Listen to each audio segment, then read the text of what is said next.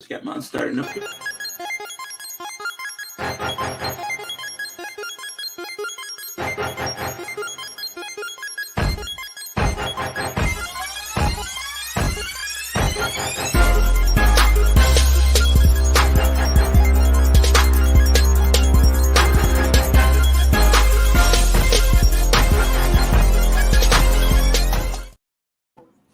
All right, what's going on, everybody, and welcome back to the Juggernaut Show.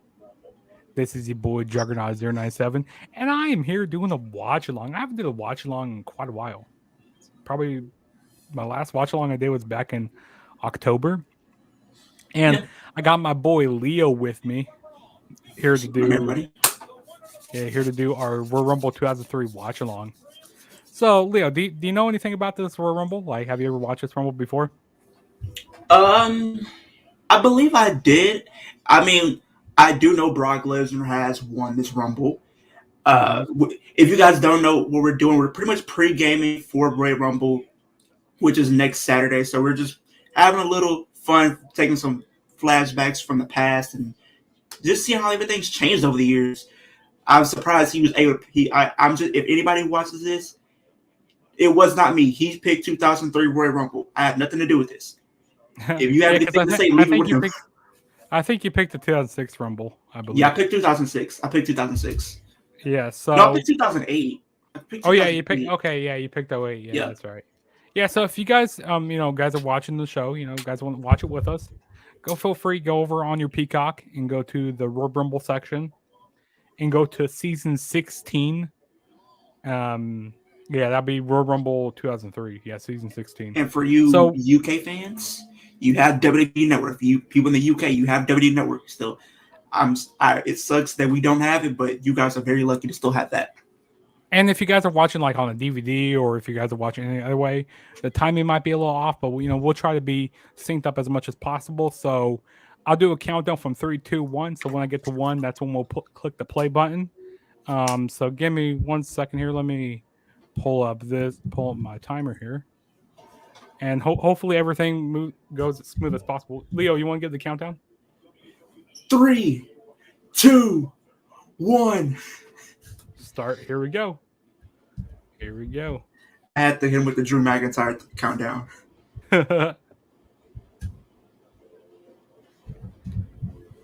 Here we go.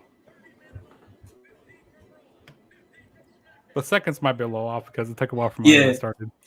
Because mine just started like with the intro and everything. Just finished the intro. So if you guys want to go around 25 seconds, I think that's what I'll kind of get around to. Actually, yeah, it's just a few seconds off. We'll be fine. Here we go. Rumble 3.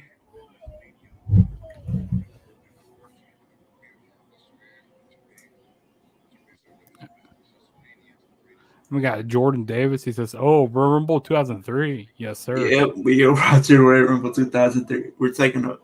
I usually do this on Thursdays because this is kind of what I do on Thursdays. Watch old wrestling pay-per-views, but we're doing it on a Sunday. Yes, sir. And I like doing it on Sundays because Sundays there's not much going on. Nah. Well, I mean, Sundays and Thursdays pretty much because, there aren't really – I mean, you have Impact, but it's just like you said, like we always say, there's so much wrestling, so it's kind of hard to keep up. Exactly. And then Jordan, he says, you watching the whole show or just the match? We're watching the whole show, so it's the whole show. It's gonna be a long stream here. Yeah, the entire pay-per-view is 2 hours and 38 minutes. So, and Jordan says, I was watching a few older ones. I watched 2000, 2004, and 2003. Okay, 2003.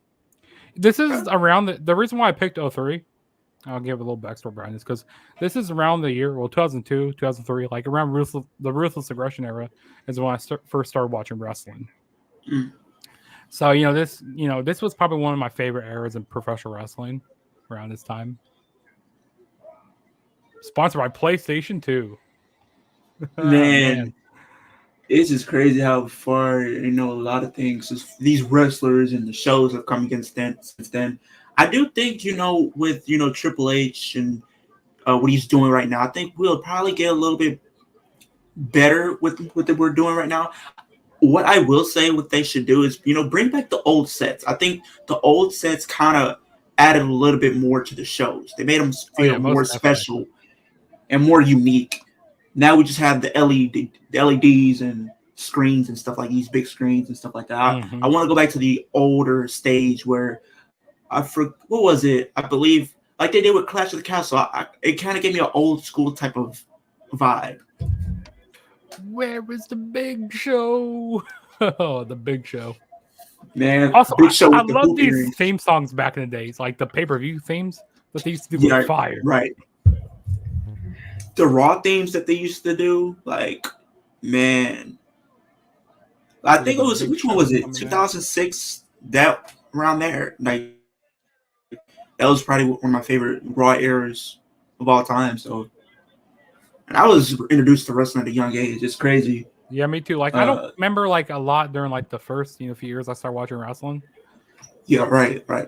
Because I always whenever people even ask me today, like when I started wrestling, I started watching wrestling in 2001, 2002, but I really can't really know too much about what happened in those years. I really couldn't even start remembering a lot of the things that happened until probably about around 2007 and up. Yeah, So yeah, I same with you. Like I started watching wrestling 2002, 2003, somewhere around there. exactly. And with 2008, the reason why I picked 2008 because like I remember back then you really couldn't watch the wrestling shows like on the WWE network and that you pretty much had to pay for the pay-per-views itself. And you know how expensive those pay-per-views were. But for whatever reason, I was able to watch 2008's Royal Rumble. So and that was like my first time actually watching a pay-per-view. And I was 8 years, no, really 7 years old at that time. So I mean, that's kind of how I got introduced to watching pay-per-views. And then when they launched the WWE Network, I just started watching every pay per view and every NXT and all that stuff. So Hmm. it's been up in there. Also, Jordan says three of my favorite Rumbles is 98, 99, and 2000. Wait, hey, what year did Vince win? Was that 2000? That was 99, I'm pretty sure. Or maybe it was 2000. Jordan, you picking the Rumble that Vince won? Come on, Jordan. My God. Ninja Boy, say what? Say hi, Hey guys. Long guys, time no see. my boy in the profile with the U.S. champion, the United States champion. And he said, okay, it was 99. Yeah, I'm pretty sure it was. Yeah, that's the year it was. Jordan, how did you feel about Vince McMahon winning that Rumble? Was that where he was wearing a do rag at that time, or maybe it wasn't? Man, no, the thug version of Vince is funny for so many reasons. I feel like he was just trying to make a mockery out of us. He was trying to make a mockery of everybody who wore do rags back then. He Yeah. didn't. People make different things cool. Man, Big Show at this time, he had some hair. The man had the He's hoop wearing earrings. jeans. The man had the hoop earrings. The man with the hoop earrings back then. Man, we've seen Brock Lesnar and Big Show so many times. Yeah, we've seen them at Royal Rumble 2014. We've seen them at Beast in the East, I believe. That was a special event that they did. Beast in the East. I thought it was Finn and Brock. No, cause no. They it was a live event that they did, and they had Brock versus Big Oh, I Show. think I. Oh no, that was at Madison Square Garden. That was at the MSG show. Let me see, cause I remember it was the live event that they had was named something. I believe it was Beast in the East. It says, "I hope I hope Cody Cody. Rhodes wins the Rumble." Yeah, I'm pretty sure Hey, Cody's gonna win the Rumble. Ninja Boy, say what? I agree with you 100%. Take my money 8 times on a Monday and 10 times on a Sunday. Yeah, I'm pretty sure Cody's gonna win it.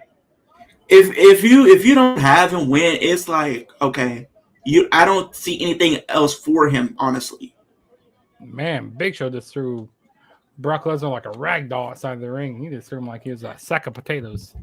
Nah, when you had Brock Lesnar and Big Show back then, that was something. That was something different. I remember there was a match. I think it was at Backlash '03. I think where we had Brock Lesnar and the Big Show, and It was in like a last man standing match, and Brock brought a forklift out. Kind of what he did, this last year at SummerSlam, where he brought Man, when he tractors. came out of Instead, it SummerSlam, was that was crazy. But yeah, Big Show, man, he's wearing jeans in this, like he looking, man, and that mustache he but has I'm gonna going. be honest, he should have won the Rumble. I don't know which year it was, but where it came down to him and The Rock, if you look closely, The Rock pretty much got eliminated. His feet touched first. They should have awarded the Big Show with the win there. Oh And then no! also, I think it came down to Benoit and Big Show at the '04 Rumble as well. I'm not sure. I believe it was. I do believe that Yeah, was yeah, the it was. case. I'll have to look Big back at German that. suplex from Brock Lesnar. I do believe that's what it was. And you got Paul Heyman with the ponytail. Before he became Wally the Walrus. Yeah. But I don't know if he was on the flex on the night or whatever, but it was funny because it was Byron, Queen Mia, me, Lamar, and then it was what's his name? I can't think of the name for it. Who was his name? He's always in there with us. Ant? No. The other one. Raj. Because it's Uraj. I have made a joke and everybody got paused for a quick second because okay, I already got the first match out the way. Mm-hmm. Pretty much, I tell Raj, "Are you sure Omos is not your twin?" Everybody was quiet. Everybody was laughing because everybody paused. Like, oh, I said, "Are you sure Omos is not your twin? Are y'all sure you're not related?" Bro, everybody, Brian said, "I'm gonna let you have that one. I'm gonna let you have." I wasn't trying. I was just joking, but it's on love at the end of the day. But I kid you. If I were wrong, he does look like Omos, just a little bit, just a tad. Yeah, just not, the facial not gonna lie. Raj does look like Omos a little bit. Not gonna lie. They could run the tag team division. He could join up with him, Bobby Lashley, Cedric, and Shannon. He could be part of the Hurt Business. That's funny. He could be the Solo Sikoa of the Hurt Business. The Solo Sikoa of the Hurt Business. That's hilarious. The Silent Assassin. Yeah, so it was at an MSG show, like you said. It was an MSG show. Because Beast in the East, they had him versus. I think it was Brock Lesnar coming out number 30 last year and winning the Rumble was good.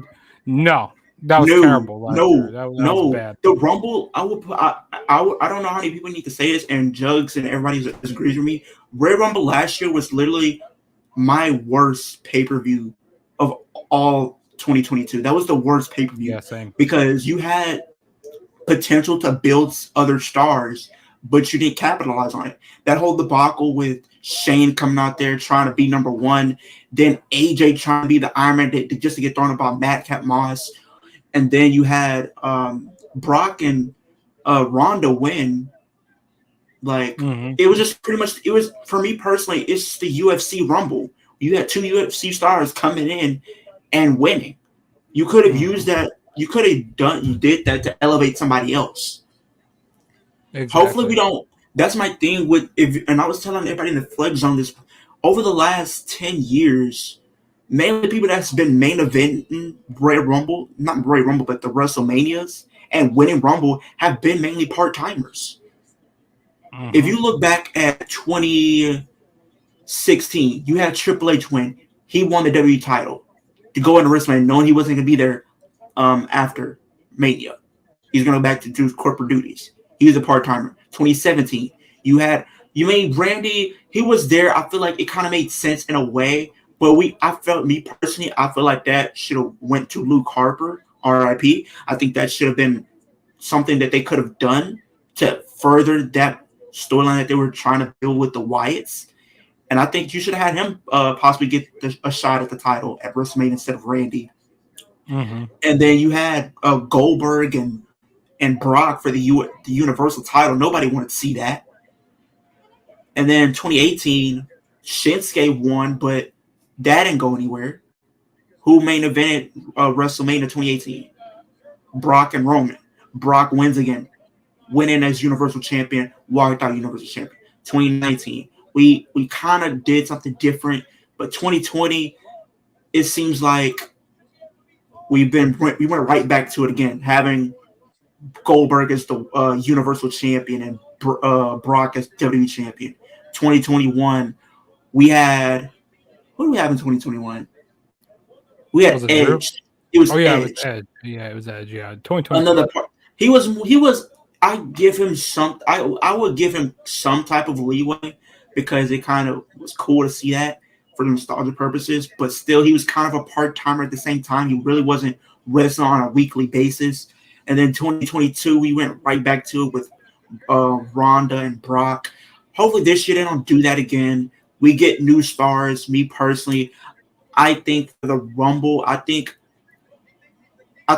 Cody should win.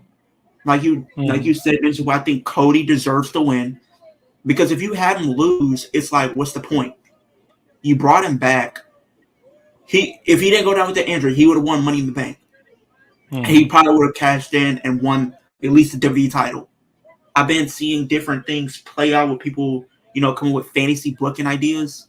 One person said maybe at Raw 30, while the Bloodline's out there, Adam Pearce says the USA have demanded that they want their WWE championship back or title back. And if you don't defend it, we're going to have to strip you.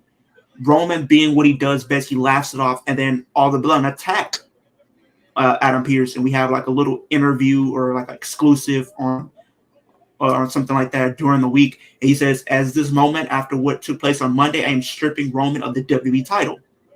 Having stripped of the WWE title, then you have the WWE championship being defended in the Rumble, and we will crown a new WWE champion. The final two, we should have Cody and Seth. Seth turns back to being a heel because I think Seth plays that heel role just as good as he is with his current face right now. I think he's better off as heel.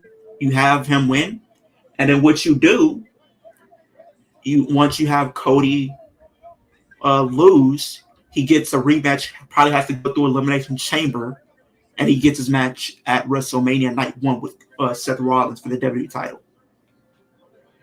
And then, or what I've seen, I've seen some people implement how they can get The Rock to the Rumble without having beat in the Rumble itself. Maybe after Jordan, I just hope Roman drops the belt soon. Dude's boring. He's a part-timer, boys. I mean, Jordan, I agree with you. I don't think, I feel like they kind of botched the entire thing because pretty much when he became champion, I thought they was just going to do like they did with Becky. He only held like both titles for a month and he dropped one. But now, I miss his tag team title. I miss his tag team title. The world tag team titles. Yeah, I miss those belts. I think if we go to WrestleMania, the WrestleMania Superstar, I think the two titles that's on my list to probably get is probably the Spinner WWE Championship, just because that's a title I grew up when I was. It's for a wrestling fan and me watching WWE for someone. That's the title I grew up on. It was that and the Undisputed. William Regal, he's so underrated. He's like a very good wrestler in the ring.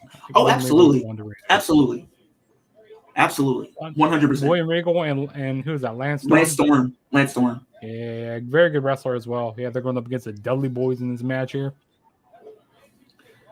Yeah, but I love going back and watching these old shows, kind of like reminiscing and like going, oh, exactly. I remember that. I'm like, wait, did this happen on that show? I don't remember that. Like, wait, they did this back in this time? What? Like, this is crazy.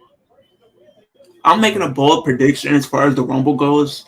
I think it would kind of be a nice callback to have Cody enter the Rumble at number 10, just because his dad entered his only Rumble that he competed in at number 10. And I think that'd be a nice callback to see happen. Also, Chris Wrestling View, it's good seeing you here, man. I'm happy that you showed up, man. Good seeing you here, bro. As far as The Rock goes, I think what they could do if they don't, I think there's other ways to get to him and Roman without having him win the Rumble or be involved in the Rumble. I always say there's more than one way to get to a destination. What they could do is probably after Roman beats up wins over Kevin, you have a situation where the Bloodline or Roman turns on Sammy. Him and the Bloodline come down there. They beat up Kevin and Sammy, and who else comes out to make the save? None other than The Rock makes his entrance to even the odds and fight off the Bloodline. So it all shows around 97 to 2007. For me, anything past 2010 to 2022, I don't want to go back and watch those. I mean, I can understand what you're saying, Jordan Davis, but there have been some pay-per-views that we've seen over the last few years that still have been relatively good or serviceable, or at least watchable. Yeah, enjoyable, watchable. Yeah, that's what I'm looking for. Like, some of the ones that come to my mind that I loved watching was probably Clash at the Castle. Was a good one. I think that was a good pay-per-view. I mean, what are some other ones? Royal Rumble for me, just because I was there. I think that Money in the Bank from 2021 was really good. I feel like the only thing with that one is the winner for the women's justice came out of left field for me. I can't remember who won that Nikki match. ASH won. Nikki. Oh yeah, that one, I actually was very shocked that she won that year.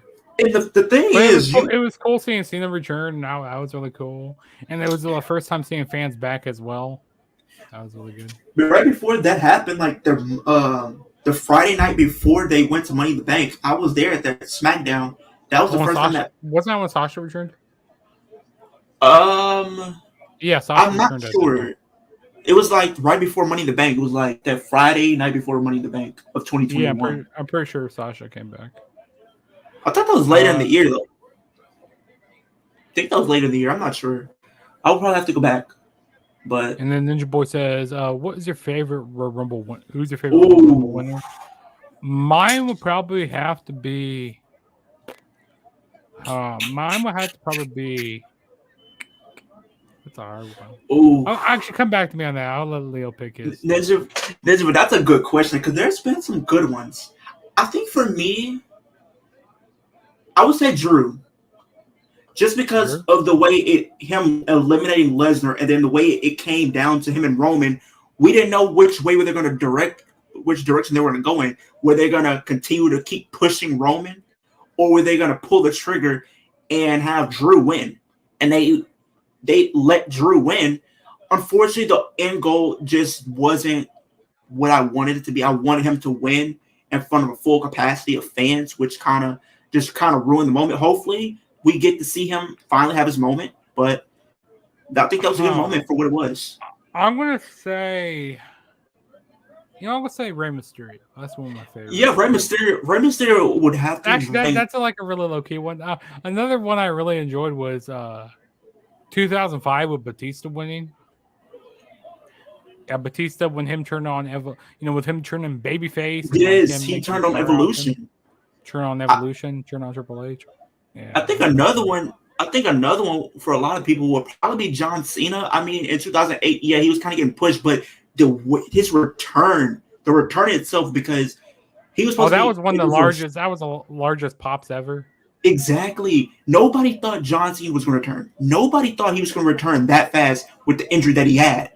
People thought he was going to be out for this 9 months. 2008 was kind of like that transition into the PG era, because I remember Cena was still calling his finisher the FU and all that. I thought they stopped doing that in 2000. Yeah, they stopped doing it in 2008 in the later years, the later months of 2008. Because I remember he was survived because he got injured again. He injured his shoulder, or he injured his neck in 2008, at SummerSlam. I thought it was tricep. No, I thought you were talking about John Cena. I think John Cena his was tricep or something.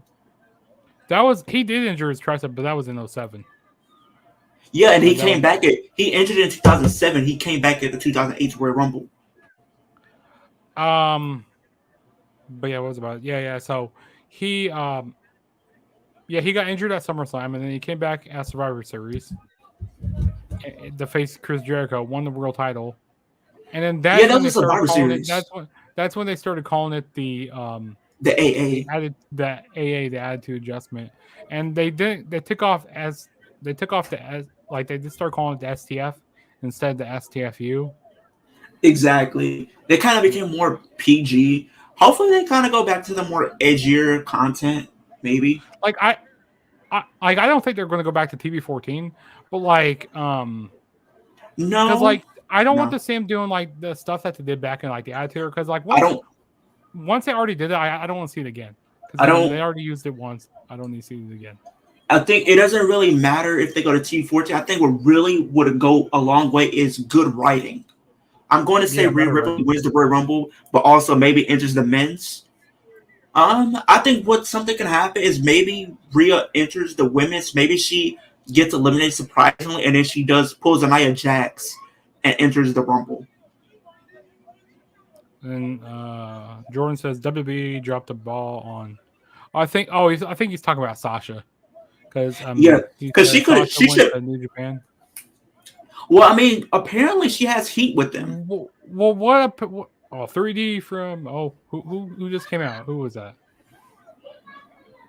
Who was that guy? Oh, that was Val Venus. Val Venus came out. Was that brass knuckles that they used?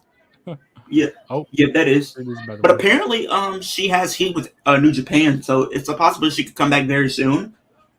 Imagine if she just pulls like a crazy swerve, and what happens is she comes during the summer back to WWE. I think that would be kind of cool. Mm-hmm.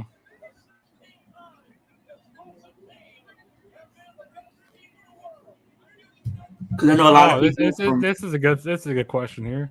So should WWE get sold to Saudi Arabia? no, No, no, no. no, no, no, no. I rather have Tony Khan buy WWE. Yeah, I was about to say like if WWE gets sold, I see them getting sold to Disney um or AEW. Just I mean I don't think we should do that because it's That'd be like fun. going back to WCW. That'd be funny if Disney buys WWE. You see But Mickey Mouse coming to the ring. oh no, no, no, no. You'll see Buzz Lightyear. You see Iron Man. You see the But Hulk. now we imagine what's his name in Toy Story. I haven't seen Toy Story in so long. Woody. What if we see Woody and then Cowboy Bob Orton? I would laugh and mark out for just funny reasons. You know, I feel Be like funny. We see Buzz Lightyear and Matt Riddle. It's like, oh no, no, no, bro. no, no, no, do not do that. But like they have surprised people come back. I know he's an actor right now, but he did compete in wrestling. He still kind of competes a little bit on the indies. He's one of my favorite actors, and that's none other than a former WCW world champ, David Arquette. Mm-hmm. I Yeah. think imagine if David Arquette did return. I think that would gotta be kind of cool. That'd be kind of be kind of cool. I don't know if people would boo him or cheer him. I don't really know. If you're What not is up this to here? like that.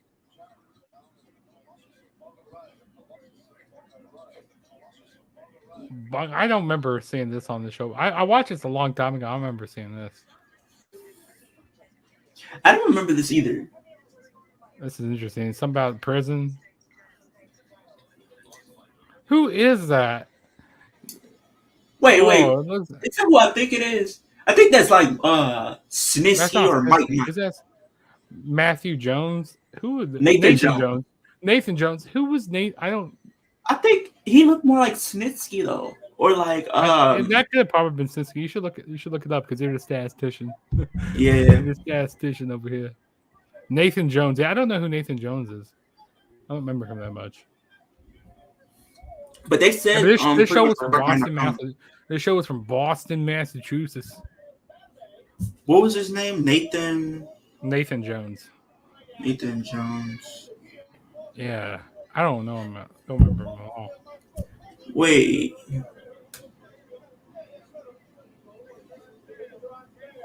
And then Jordan Davis says he didn't last long.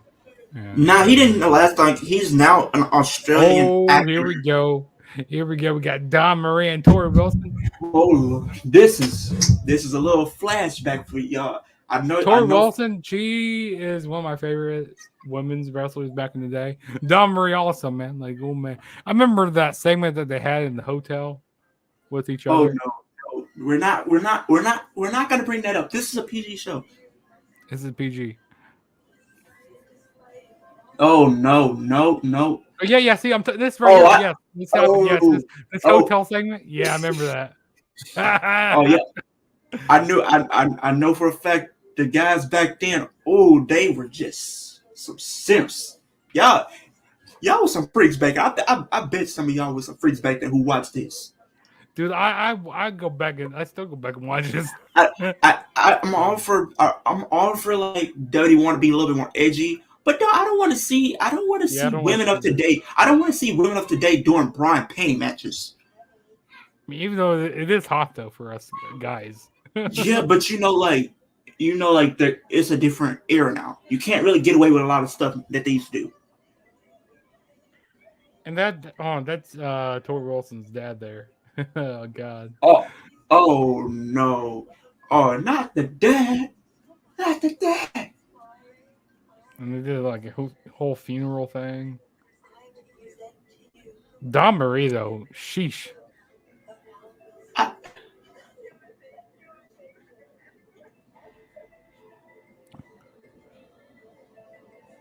I think there were a lot. Will the Judgment Day beat the Usos tomorrow? I can see it happening. I think you kind of want to give that little bit more deep dive into the dissension of the bloodline. You can't just have the bloodline win all the time. And it's ironic when you think about the bloodline, right? If you think about the Usos, they lose a lot, but when it seems like when the titles are on the line, they win. I, I'm gonna just go with my gut on this one. I'm gonna say Judgment Day wins. Why not? Yeah, I'm gonna say it too. And then you could have the titles be split. It was Undertaker versus Big Show, and a train said A Train. Nathan He was said A Train. A Train. And Nathan was too green to be on WrestleMania. The WrestleMania show No. with Taker. Also, that's why it was a handicap match at Mania 19. I don't. When did I start watching WrestleMania? I started watching. Mania 19 was the first ever Mania I watched. I I didn't remember start seeing Shawn watching. Michaels. Which WrestleMania was it? I believe it was the one where I think it was WrestleMania 26. I started watching. Oh, so they had that was the second Undertaker and Shawn Michaels match. Yeah, and isn't that the one? That's when Shawn Michaels retired. I thought that was the one where we had which WrestleMania was it? We had not Undertaker, but Ric Flair versus Shawn. That was Mania 24. Oh. Wait, you said Undertaker? Undertaker versus No, You it's said come on, Ric Shawn Flair? versus Ric Flair. Oh yeah, that was WrestleMania 24, the career threatening match. I seen it on YouTube. I wish I got to see it live, but the first I got to see was WrestleMania 26. I think that's one we should do this year. We will get to watch WrestleManias. For me personally, if I pick Tori one, Wilson, she was one of my favorites. She still is one of my favorites. Like I always was a big fan of her. she still comes back and competes every now and then when we have the Rumble. So it's possible we might get to see the Rumble. She was a baddie also. Man, I'm getting in. Oh my god, shucky ducky quack quack. I'm getting my Booker T on over here. Bruh, in the words of Booker T. If I keep saying, I'm gonna go on Booker T and the way he be talking with the women, look like a Mexican plate lunch or something. Something he said on one of and like that Don Marie, like man, dude, I remember this feud back in the day. Like I remember I had to change the channel because every time my mom come in the room, I'm going, nope, change the channel. No, you remember when they had the SmackDown games? I think it was the one where Trish Stratus was the loading screen. Oh yeah, that got me in so much trouble one time because I had the game. SmackDown vs. Raw 2008. Yeah. Because remember, it would just be a regular screen, but then as soon as Trish Stratus pops up, oh, my people walking around like what's going on in here? Nothing is going on in here. if we pick a Rumble, I mean not Rumble, but like I mean, what we should do is make this a monthly thing. Honestly, for every pay per view that they have in a month, we could go back and watch a pay per view for that. What for Elimination Chambers in February? If I pick a pay per view, if I have to pick one, me personally, I would say I would say 2014. 2014 was a good one. I mean, 2017 was good just because of that. We got Bray Wyatt winning the first. I don't really remember much in Elimination Chambers, because I remember Elimination Chambers never been one of my favorite pay-per-views. They skipped it in 2016, and because they had it in 2015. That's where we had Dean Ambrose versus Seth, and then we had the little thing where we thought Dean won, only for it to be reversed. And in 2016, they skipped over it. 2017, they did it. 2018 was a good one though, because we had that eight men elimination show. We had Seth. 2010 was a pretty good one. Because who else was in 2018? Yeah, 2010 was a good one though. 2018 we had Seth Rollins, Miz, Balor, Cena, Elias, Strowman, Roman. I'll tell you what, these women matches back in the day were not all that. No, they were very short. They were, as you like to call them, piss break matches. These women basically were here for just to be eye candy. That's pretty much it. Literally, yesterday was. But now these days, it's evolved. Because did you watch? Hey Leo, did you watch Hard to Kill? I have to go back and watch it, but I did see some of the things that happened from the highlights. I know we did see Mickey. I did my review. Masha won. Hey, you can go on my Fight TV. You can watch it on there. Yeah, I'll probably do that. I'll probably do that. I'm probably do that probably Tuesday or something. Yeah, but hey, it was a good show though. I mean, it was kind of predictable in a sense because our new Masha was gonna win. I had a feeling that they were gonna go with Mickey. But the thing is, now that you have Mickey as champion, do you have her lose her first defense against Masha? Because I think Masha definitely deserves the title. No, I don't think she's gonna lose it. I think she's gonna lose maybe like at Slammiversary. That's in July, right? Yeah, that's in July. Slammiversary or Bound for Glory. Because I feel like they're gonna have. You know what I love to see? I love to see Mercedes Martinez. Oh, no. Mercedes Moné show up in Impact. Because I thought, maybe because after I don't know if she'll show up in Impact though. Because you know how I think she would. I don't know if they will probably have Sasha Banks or Impact. Yeah, it would get people watching, but the thing is, I mean, it could be a short term thing. What I want Impact. To kind of give on a sidebar of Impact here, but I want them to do. Yeah, that was a quick match. I didn't even. She won by the neck. Tor wasn't won by the neck breaker. That was quick. See, really quick matches back in the day. But what was I saying? Oh yeah, see, I want them to have more long-term signings, if I can talk right now, with wrestling. Yeah. Like they just signed Frankie Kazarian to a long-term deal. They signed Frankie. So apparently I was looking at some of their tapings. So what was her name in WWE? She was on NXT, Persia Parada. They just signed her because she was part of the tapings. She made her debut to Impact. Yeah, so I don't, because there's some wrestlers, these past few years, like back in 2022, 2021, 2020, these last 3 years, they've been having wrestlers come in and do these short little appearances. Yeah, because then they do these little signings, and then they go back to doing their own thing. Maybe going back to WWE or AEW. I want to see, Impact. They did really good storyline building. Impact, I gotta give them that. But I want them to see him sign more wrestlers long term. I think I think this is going to be the year for Impact. Because I think I started watching Impact again when they had Kenny Omega. He was having all the titles, and he had that feud with Christian Cage, and we had Christian win. I was watching around that time period. My thing was, if you have Sasha Banks come to Impact, my thing is the money, because she's a big draw, so she's gonna want a lot of money. My thing is, will Impact be willing to throw that big chunk of money to her. I think so. I think they would. I think they would do that. I mean, maybe, but I think Maybe here's the for like thing. at one time appearance. You know what I mean? Like maybe like at Rebellion, like because they're going to Canada in April for Rebellion. So maybe they go over there and like maybe get Mickey and Mercedes. That'd be pretty cool. I can see it happen. I can possibly see it happening. Me personally, if you have Mickey face somebody and they're I would probably have maybe like Paige or something. I think that'd probably be a solid match, or Tony Storm.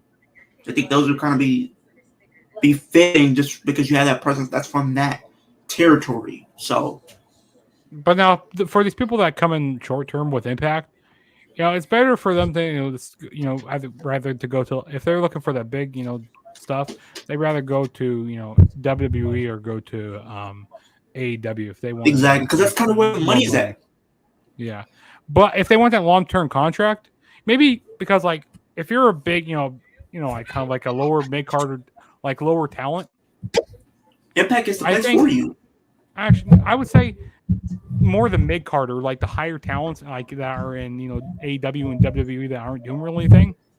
I'll say they go over the Impact. You know what I mean? These wrestlers they bet on themselves. You know what I mean? And you have like a lot of wrestlers that's on there right now on the current roster who I feel like you said, could benefit by going to Impact to add a little bit more to the divisions. I mean, I see people like Ricochet. He'd be a good. I feel like even though he'd probably go to AEW if he left WWE, but he would be somebody good to fight to see an Impact. Imagine Ricochet versus Trey Miguel for the X Division title. Tell me Yeah, that match would not be exactly. fired. Like I Somebody said, like the higher mid card guys or like the higher the higher mid card guys that aren't really doing much. I or the say yeah, go, lower or or even even lower, lower. yeah. Like, but I'm saying like for people like your on who's that guy who beat Jericho on Dynamite? Oh, Yeah, uh, Action Andretti. I would say yeah. I wouldn't necessarily think big deal for him to go to Impact because he doesn't really have a name around him. I would say people like that already kind of have like a reputation, already a name Or around them that who aren't really doing don't much. have a reputation like that. Even some who really don't have a reputation that can pretty much go to Impact to, rebuild themselves. Yeah, I mean, we so look what we see. Wasn't 2002 to 2005 era where Triple H? Yeah, that was pretty much. yeah, It was called the Triple H Reign of Terror. That's what they called yeah. it, The where he brings out the golden shovel and buries everybody. bro. I did not like this version of Triple H when he beat Booker T and they went that whole racist route. I was so irate. I I was you did not want to see me back then, and I was about 3, 4 years old watching this, and I'm like, what did he do? What was this? And I But had to you remember that? like literally, that's like my earliest memory that I can remember because as far as that's the first time the reason why I can remember because that's my first time actually being very angry with wrestling at that time because of what they did and how the storyline played out. Yeah. But now we got that. We got Scott Steiner Triple and H Triple versus H. yeah. Big Papa Punk Scott Steiner. Well, I think like going back to what you said, you have a lot of women who would probably benefit by being in Impact. I could see Liv Morgan doing some great work in Impact. Uh-huh. Even though I feel like if she was to leave, she probably would go to AEW just to be with Ruby. But Like I said, people that aren't really doing a whole lot, like I said, like your Action Andretti's, like I don't think that he would really benefit because no. like he'd make more money with being in AEW. But like people, if they want to bet on themselves, like if they want to try to rebrand themselves again and make a long term deal and do And, something and pretty here's good, the, I and think. here's the thing: Hmm. people go to Impact. It's an easy leeway to go to New Japan or go to AEW because you can still be mainly on Impact, but still have like a few matches here and there on AEW and New Japan. Hmm. So I mean, I mean, it's a win-win. I feel like, in a sense, if you want to, take your talents, go to different shows, or even Ring of Honor with the relaunch and everything, you can go to different stuff. And going back to what I was saying earlier, I think I said this on Wednesday when we watched Dynamite with Flex Zone. I said this year, I think the rookie or like the breakout star for AEW, I feel like Willow Nightingale is the breakout star for this year in AEW. Just the way she's been getting booked, the way they've been treating her, I think she'll definitely be a breakout star. I could definitely see her being in Ring of Honor. Imagine her in Impact. I think she would do great in either one of those promotions. See, dude, I love these promos back in the day. They need to bring those back. Like they played the theme song for the pay-per-view. Like they seem so serious. Like, and they play it black and white. Okay, I'm gonna ask you this question, Jugs. Okay, we're gonna do this little mini game while this promo package. Pick one male, one woman from both AEW and WWE that you would love to see in Impact. Okay, so you said one male and one female from AEW and WWE that you would love to see in Impact. Let me think about this. I think a woman that I could think of off the top of my head would be probably Ruby Soho. From AEW? Yeah, for AEW, yeah. Okay. And then for the male from AEW, I have to say her. I'm trying to think of someone who's not doing too much right now. Dude, their roster is so big, it's hard to keep track of everybody. Let me look up their roster, and I can name you a few people from that roster, and we can go from there. Make it a little easier. But okay, let me go to WWE while I'm thinking about it. Okay, I'm gonna pull up the AEW roster. So, I'm gonna go through the champions first, and then go from there. We have MJF, Jamie Hayter, Jade Cargill, The Acclaimed, Darby Allin, Orange Cassidy, The Elites, Action Andretti, Aaron Solo, Adam Cole, Adam Page, Alex Reynolds, Andrade, Angelo Parker, Anthony Bowens, Anthony Ogogo, A.R. Fox, Ariel Daivari, Austin Gunn, Bandito, Billy Gunn, Blade, Brandon Cutler. I don't even think he's a wrestler, but he's on the roster. Brian Cage, Brian Pillman, Brock Anderson, Brody King. I would see Brian Cage go back to Impact. I think that'd be pretty cool. We got Brody King, Bryan Danielson, Buddy Matthews. I would say Brian Cage. That's a big guy for me. Yeah, Brian Cage. Okay. Even though he's going to be a match with Bryan Danielson, Claudio. Has Claudio ever been in Impact? I don't think so. No, Claudio would be a good one. CM Punk's still here. Everything Pro Wrestling in the chat here. What's up, my man? How's it going? We're just doing a watch along for Royal Rumble 2003. Appreciate you showing up, my guy. Also, he does some really good content with his channel. He does a lot of good AEW reviews every Wednesday night. He does a lot of different stuff on his podcast. So definitely go check out Everything Pro Wrestling. I'm gonna tap in right now. And here comes a big Papa Punk, Scott Steiner. Holler if you hear me. Yeah, I just hit you with the subscription. Everything Pro Wrestling. Hit you with the description. And then Ninja Boy says, "I don't watch Impact." I mean, hey, not a lot of people do much these days, but hey, Impact is low key good.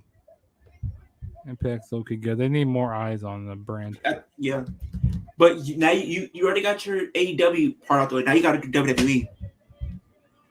Let me think. I say Ricochet would be good. That'd be cool to see Ricochet go over there. I like to see Ricochet. Yeah. Okay. What about you? You got to pick women still. You still haven't picked a woman. Oh, women. Shoot. I can pull up the roster if you want. I'll pull up the women's roster You know just so you can get what? clear. Let me think. So I think I know who I want. I'm gonna give you. I'm gonna pull up the women's roster. Nikki Cross. Yeah. I don't know. I don't know about that just because Eric just left and he's going back to WWE to reform his entity.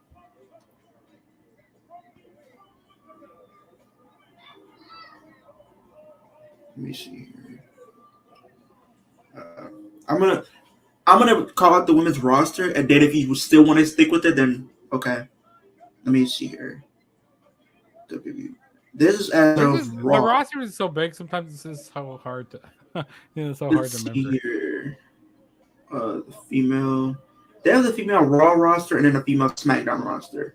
So I'm gonna go through the Raw side for the women. We have Alexa Bliss, Asuka, Bayley, Becky, Bianca, Candice LeRae, Carmella, Dakota Kai, Doudrop, Io Shirai, Mia Yim, Nikki Cross, Zelina Vega, Rhea Ripley, Tamina, and Dana Brooke, and on the SmackDown side, let's see here. Mia Yim.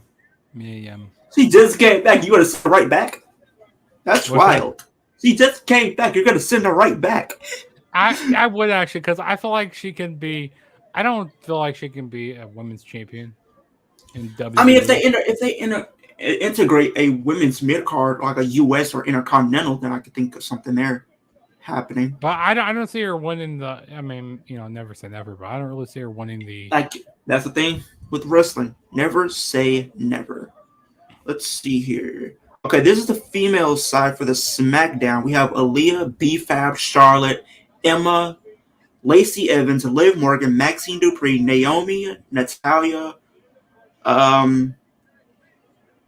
Raquel Rodriguez, Ronda, Scarlett Bordeaux, Shayna, Shotzi, Scarlett, Deville, yes. Tegan Knox, and Xylee.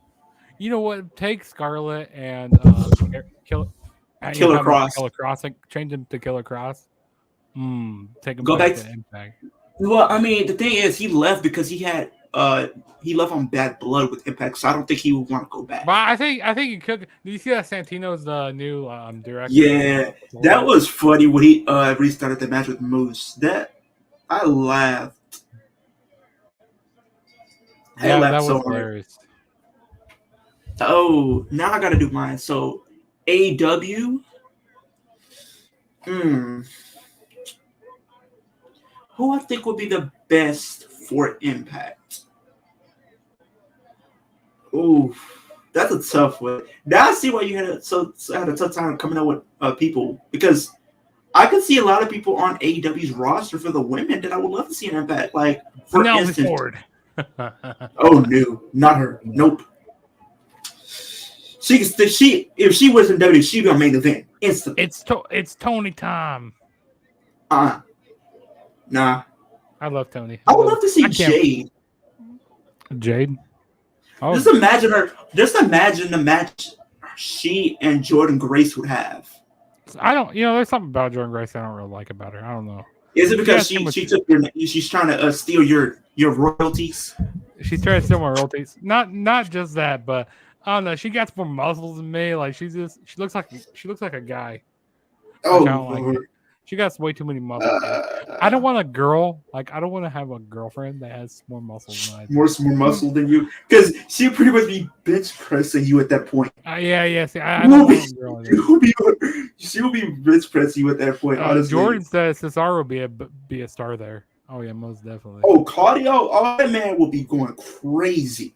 AEW for men, I don't know. I'm torn because I would love to see Malachi Black in Impact. That's a good one. Malachi Black is someone I would love to see for the men's. Women, I have to go through their roster. Let me keep going through their roster. Let me go through the roster list a little bit, because they have a lot of people on here that I would love to see. Jungle Boy, I could see Jungle Boy doing something decent down there. I think he'll have a decent run. In the X division, maybe. John Moxley. Ooh.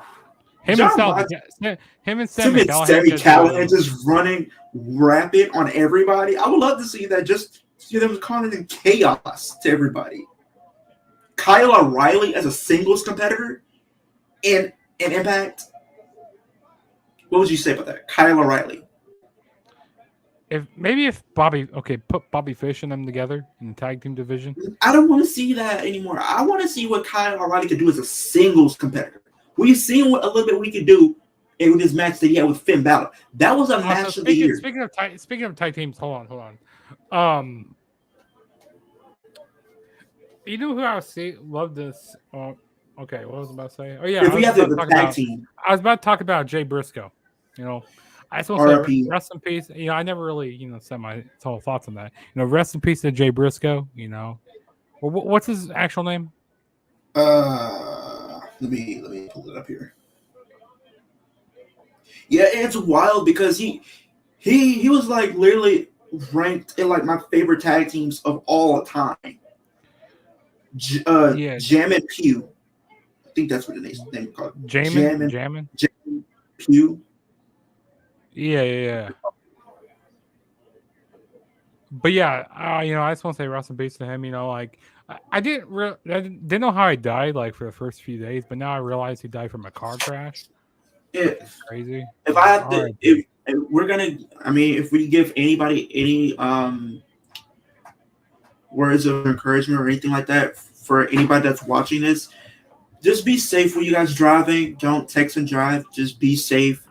I mean, whoever's calling you, they can wait a few minutes or until you make your stop. Or just do it hands free. Just do it hands free. Exactly, because you can always get another phone call, but you can't get another life. So make sure. Also, don't be texting and driving. Don't be drinking and driving. Don't be doing that stupid stuff. Don't do that. If you're drinking, call an Uber. You know, call a taxi. Or call have somebody with you. Call someone. Yeah, have a designated driver. Don't be driving under the influence. I'm looking at the AEW's women roster. We have Abaddon, Anna Jay, Athena, Britt Baker, Bunny, Sakura, I think that's her name, Hikaru Shida, Jamie Hayter, Chris Statlander. Chris Statlander, man, she needs to come back. She's probably gonna be the one. I feel like she's gonna. My personal opinion, she's gonna be the one to take the title off of Jade Cargill. She returns. I thought she was gonna do it before, like when she. But she had her injury. Nyla Rose. Also, yeah. You know what? Yeah, go ahead. Keep talking. I think Nyla Rose would probably be a good person having an impact. So I got this DVD here. What's that? It says, on my thing's in the way. American Wolves. Oh yeah, this is a Ring of Honor DVD I have. The American Wolves. This is from Ring of Honor. Yeah, some of the matches on here, like it's like a whole bunch of matches on here. You got the American Wolves versus Jay and Mark, the Briscoes. Oh my god, dude, these are crazy matches on here. Ooh. You know what? Just looking at this roster, I made my pick for I'm having go to Impact from the women's division. Who's that? Serena Deeb. Serena. Oh yeah, Serena. That wouldn't be bad. Bro, she can put up a good match with just about anybody there. Also, you got the American Dragons versus Bryan Danielson and Tyler Black on this DVD. Who else we got? American Wolves versus Kevin Steen and El Generico. I gotta go back and watch this. I never watched this in my life. I gotta check this out. Now I gotta think of the men. Men. I just said so many people.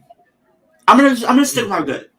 I would love to see Jon Moxley Impact, but if I only could pick one, I'm gonna just go with my gut on this one. Malachi Black. Dude. Leo, we need to watch his DVD someday, dude. We'll make it happen. Maybe if we go to Philadelphia, if they have like a DVD player or something, we can watch it there. You know, we can Skype. I think we can Skype this. Like if we have Skype together, like we can put this. Yeah, we can figure out a way to Skype and watch this. We got the American Wolves versus Bryan Danielson and Roderick Strong. What else we got? The American Wolves versus the Young Bucks. American Wolves versus the Briscoes. The Young Bucks. They have a lot of matches with the Briscoes on here. And Young Bucks. Young Bucks, the Super Smash Bros. The Kings of Wrestling, which is Claudio and who was his partner? I can't. Was it Cassius Ono or Chris Hero? Chris Hero, yeah, Cassius Ohno, yeah. Yeah. They have a lot of matches with Kevin Steen and El Generico. Man, the Ring of Honor, dude. I miss the old Oh, Ring of Kevin Honor. Steen, Sammy, and Kevin. I would love to see that. I gotta see that because them on the Indies, they were good. There was some good. They was Ladder good. Wars. Oh my god, dude. Oh yeah. So let's get back to watching Rumble 03. We got Triple H and Scott Steiner. I still gotta make my WWE pick, but I'm still trying to give some thought on that. Yeah, but Ring of What? Honor, man. Men for WWE going to Impact. Ooh, I don't know. I just because of nostalgia, I'll say AJ. Because AJ AJ, Styles.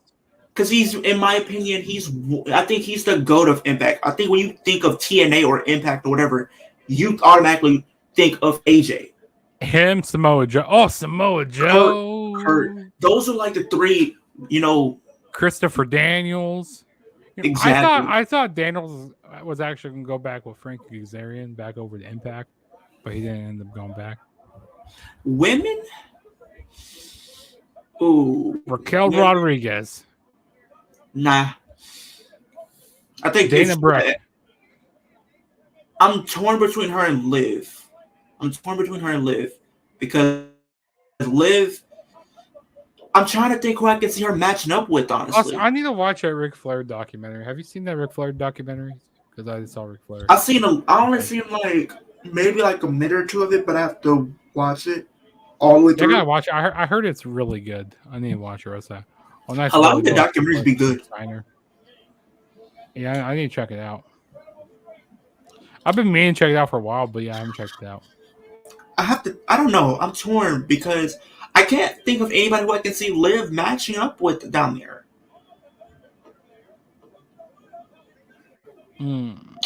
Triple H and Scott Steiner. These are two big, beefy men. Yeah, I remember that one time when Scott Steiner did a promo. It was like, I think it was like a sacrifice. He goes like, you see, there's a difference between me and you, Samoa Joe.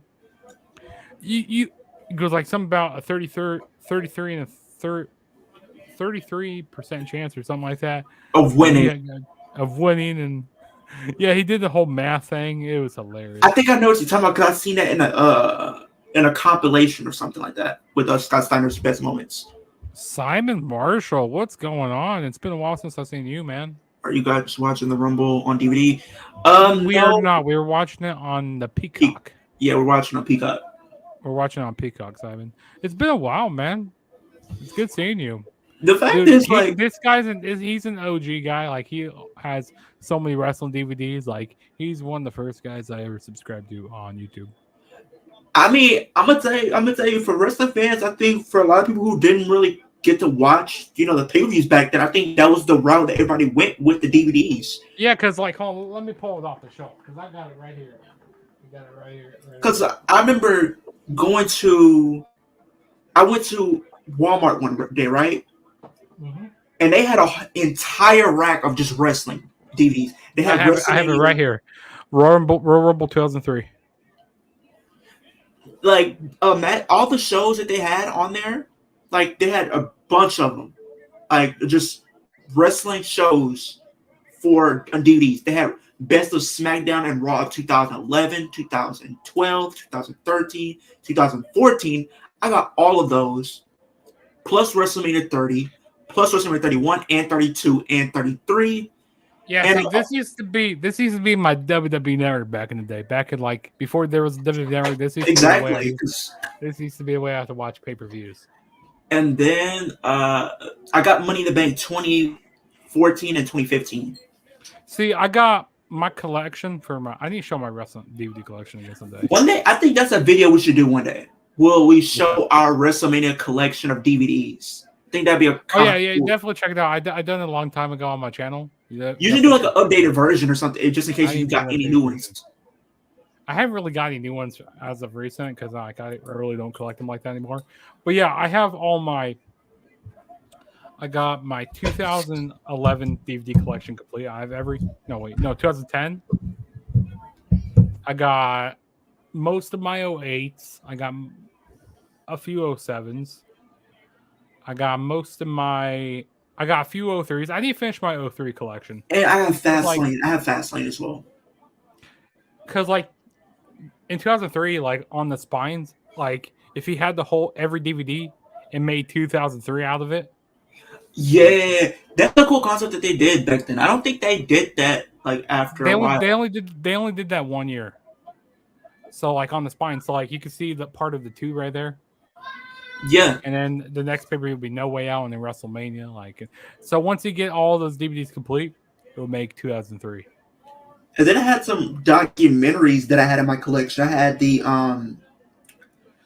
which was it? The Hounds of Justice Believe in the Shield documentary. I have that. Best of SmackDown and Raw of 2017 as well. And then I got some TNA DVDs as well. What else I got? I also got me some indie DVDs. Like, let me show you what I got here real quick. I got showing my DVD collection right now. Like I got PWG right here. Got me a PWG. Pro Wrestling Gorilla. Like, I hate that you can only watch you can only watch the pay-per-views on DVD and stuff. Like, I hate that. Like, look at these. That's Candice LeRae all bloodied up. Candice LeRae. Yeah, Candice LeRae. Yeah, her. She was in a tag team match. Who was she in a tag team match with? Oh yeah, it was a young. No way, it wasn't the Young Bucks. I'm trying to figure out who was it against. Sometimes they have the matches on the back. So we had Tommaso Ciampa, Rocky Romero, ACH, and Cedric Alexander. Chuck Taylor and Trent going up against Michael Hogan and Johnny Gargano. Trevor Lee and Kevin Steen. Wait, Trevor Lee? Wasn't Trevor Lee Ricochet's old name? No, Trevor Lee is Cameron Grimes. Oh, I thought they named him something on it. This was like Trevor or something, or Ricochet. I mean, he did go Ricochet, but for a while they kind of had him a middle name. Frank Kazarian and Brian Kendricks. Adam Cole and Roderick Strong. Ooh, I knew that was a good match. Kyle Riley and Chris Hero. I think it was the Young Bucks and World's Greatest. The World's Greatest tag team was Candice LeRae and Joey. What's his name? Joey Janela? No. Joey Mercury. No, not Joey Mercury. Was his name Joey? He was like he had a mustache and all that. Like he had a weird face. Oh, what is his name? Joey. World's cutest tag team. Sorry, world's cutest tag team. Let me see that. World's. What's the name of the tag team? World's cutest tag team. I'm gonna look that up. Also, we got a question here from Simon. He said, "Will Judgment Day win the Raw tag team belts?" I think so. I think so as well. I think this would definitely add more layers to the story that they're building right now heading into Mania. I think that would add a little bit more intrigue and suspense with the bloodline going into Mania.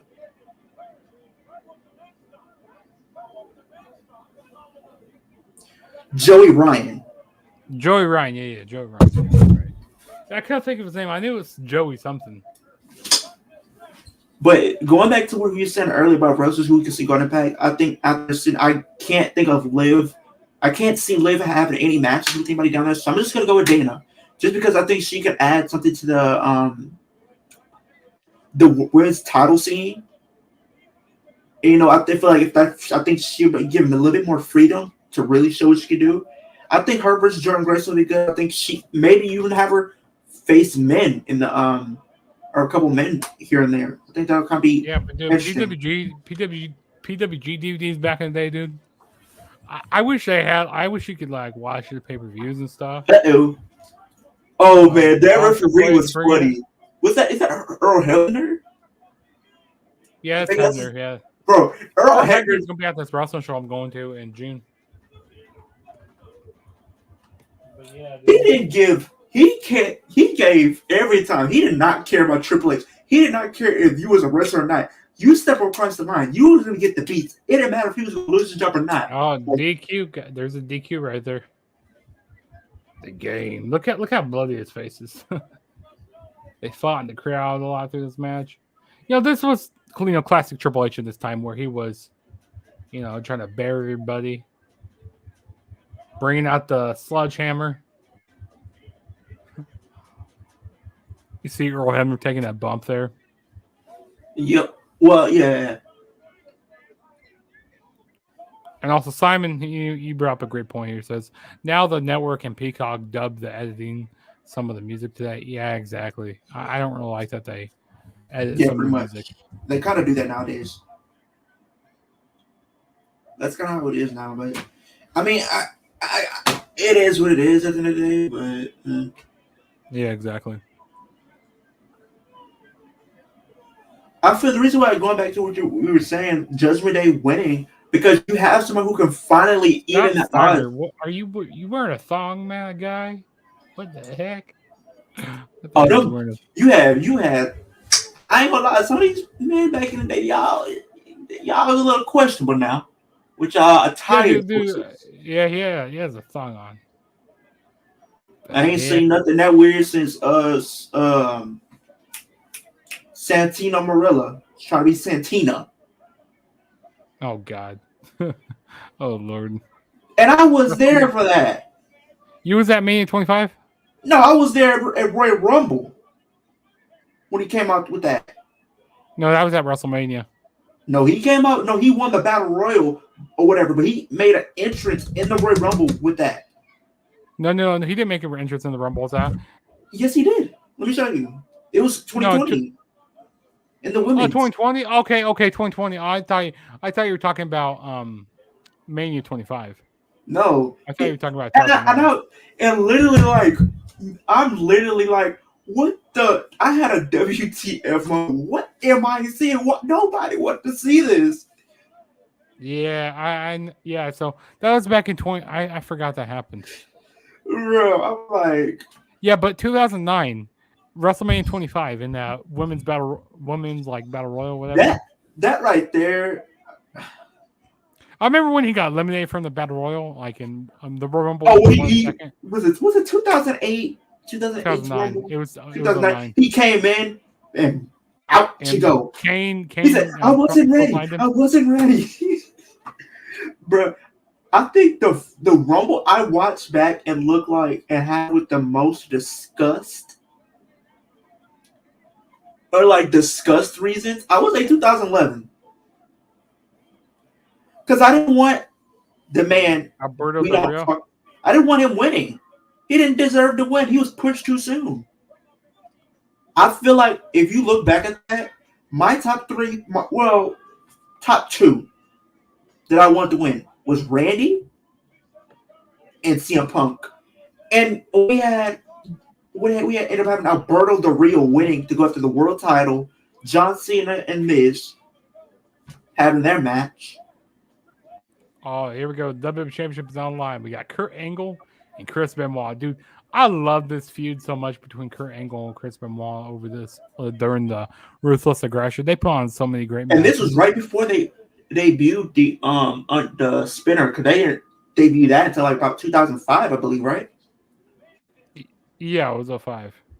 Yeah, because right after he beat JBL that year, they changed the title. So up until then, they had the undisputed title. Yeah, but dude, I loved the feud between Kurt Angle and Benoit. Like, I'll tell you what, if Benoit was still around, if that tragedy never happened, I think that Eddie Guerrero, he was in even Eddie Guerrero, those two guys were in the wrong era of wrestling. Imagine if they was around in this current era of wrestling. Oh my God. Well, I don't know, because Vince being Vince, so.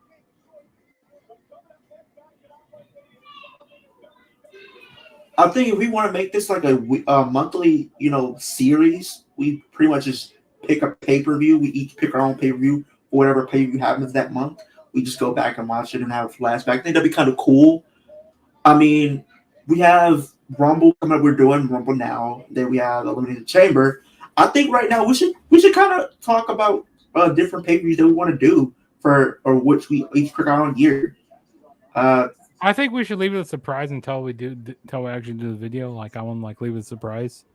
You know what I mean? Like, I don't want to tell the fans about it right now. You know, the viewers. Keep I want to them. leave it Yeah, secret yeah. I get you. I get you. I can respect. until we get closer. But I mean, you can already tell what video we're doing on Thursday, though.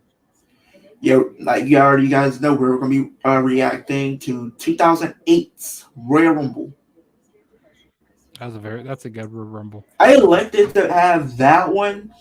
There were other Rumbles I was considering, but the only reason why I didn't go with them is because it was the winner. The winner kind of was upsetting.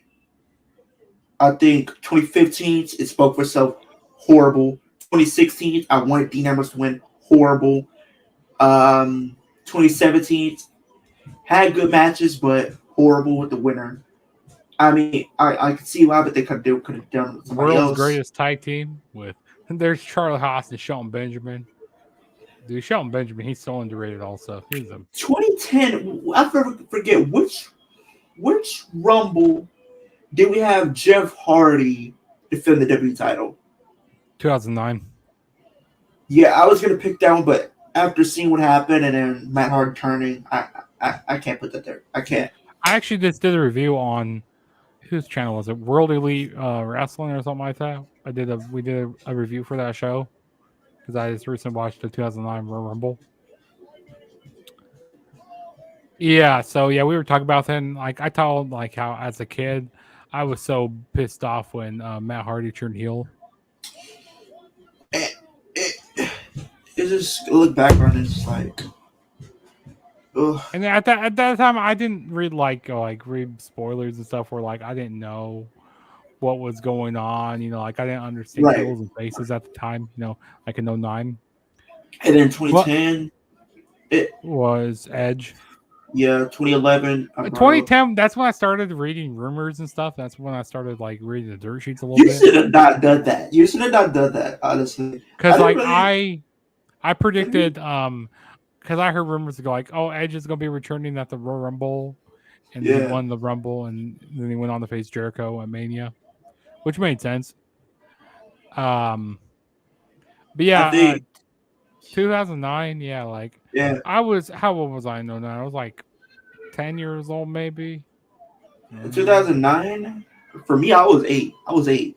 So yeah, see, I didn't really understand what was going on because like I didn't understand what some of the storylines that were going on. I mean, I was understanding a little bit more. How old was I? Let me check how old I was. And then when they did the other previews, like even I didn't even know about the spoilers happening with people talking about Edge returning in 2020. I didn't really care. I was just going to have a good time. And then when Edge came out, the entire arena erupted. I'm talking about the 2010 Royal Rumble.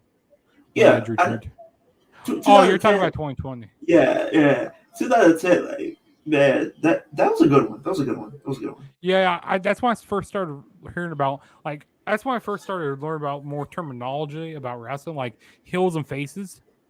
Tweener. I never really cared about the whole dynamic because here's the thing. It just goes back to like what a lot of people say. Wrestling fans don't really know what they want, right? You will have a feud, right?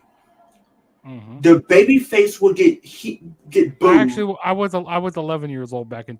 Actually, no, I was 10 years old because by the time January was going around, yeah, I was still 10 years old. So I was 10 years old back in 2009. So like going back to like you talking about the terminology. Here's the thing, and it kind of still very true. You will have a feud where you have a face and a heel, but the face will get booed and the heel will get cheered. And then finally, when they pull the trigger on somebody who goes from a good guy to a bad guy, people love that and they cheer that. Yeah, it's kind of just like wrestling fans is just I don't know what they want. They're fickle. Nah, they're fickle. And I think one that comes to mind where situations like that happen is pretty much where Liv Morgan won the title.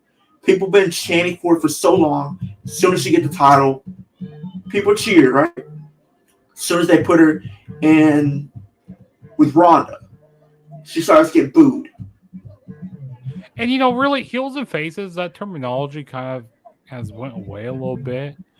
Exactly. Just for like, they want to make it more like real life because like you're not just gonna be a bad guy your whole entire life. You know what I mean? And Like my thing is, one day you might be like just okay. Let's put real life for example. Okay, 100%. one day we're in a bad mood, next day we're in a good mood. You know, That's how so it it should changes be. from day to It should day. be. It should be like that. That's how I personally will perceive how the whole face heel dynamic should work. Maybe some days you'll be like, you're in a good mood. You want to be a face. Next day, you want to be a heel. You want to change things up. You, me personally, right? Mm-hmm.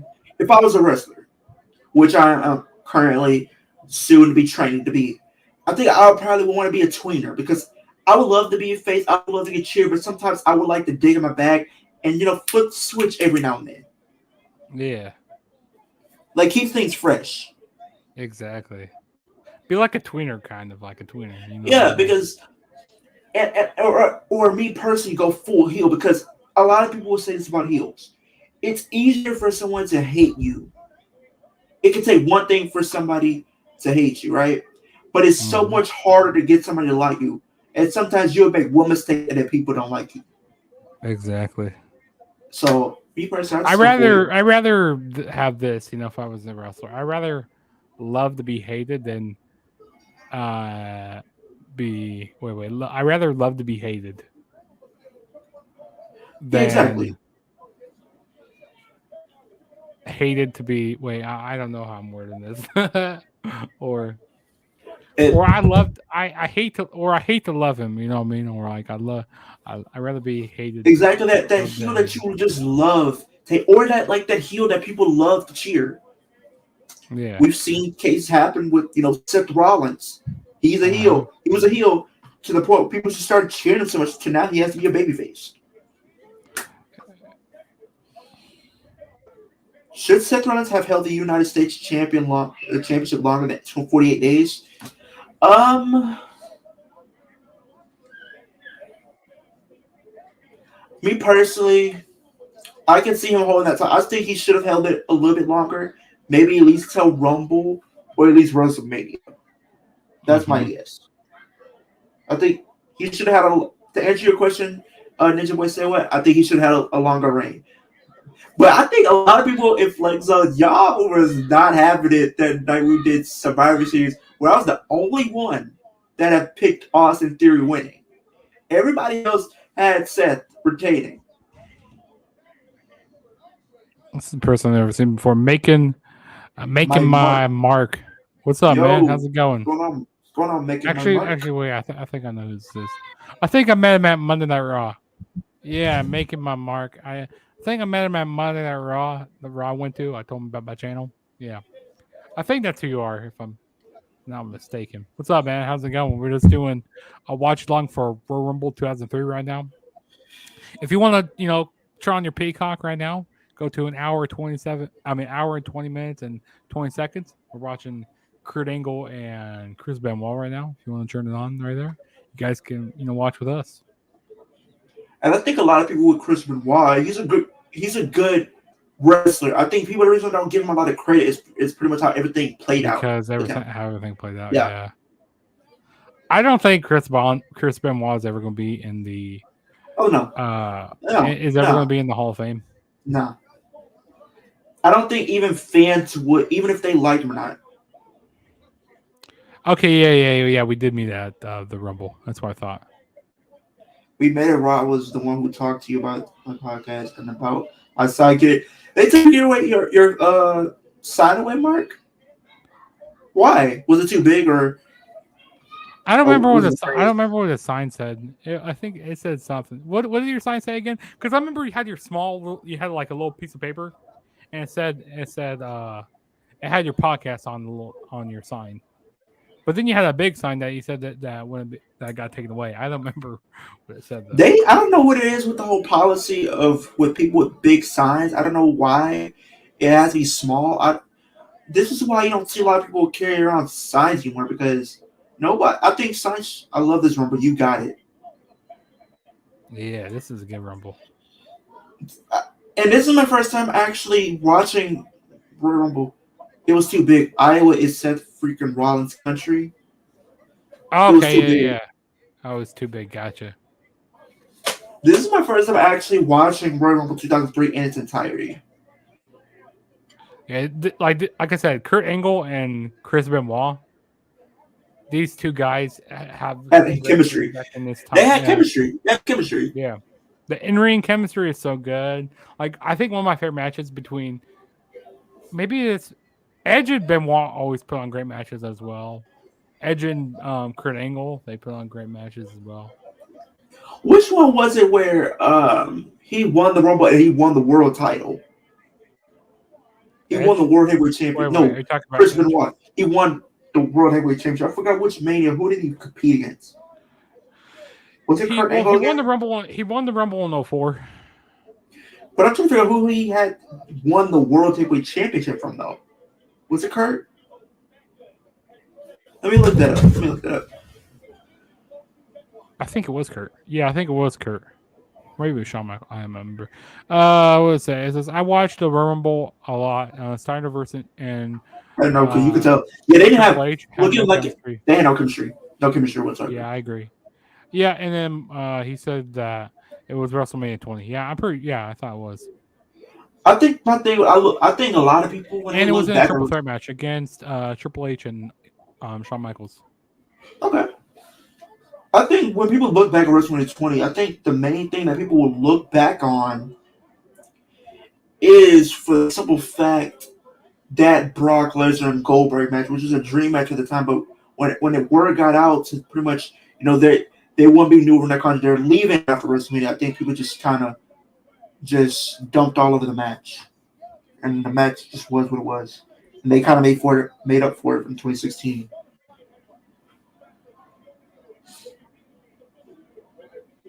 That's how I would look at it.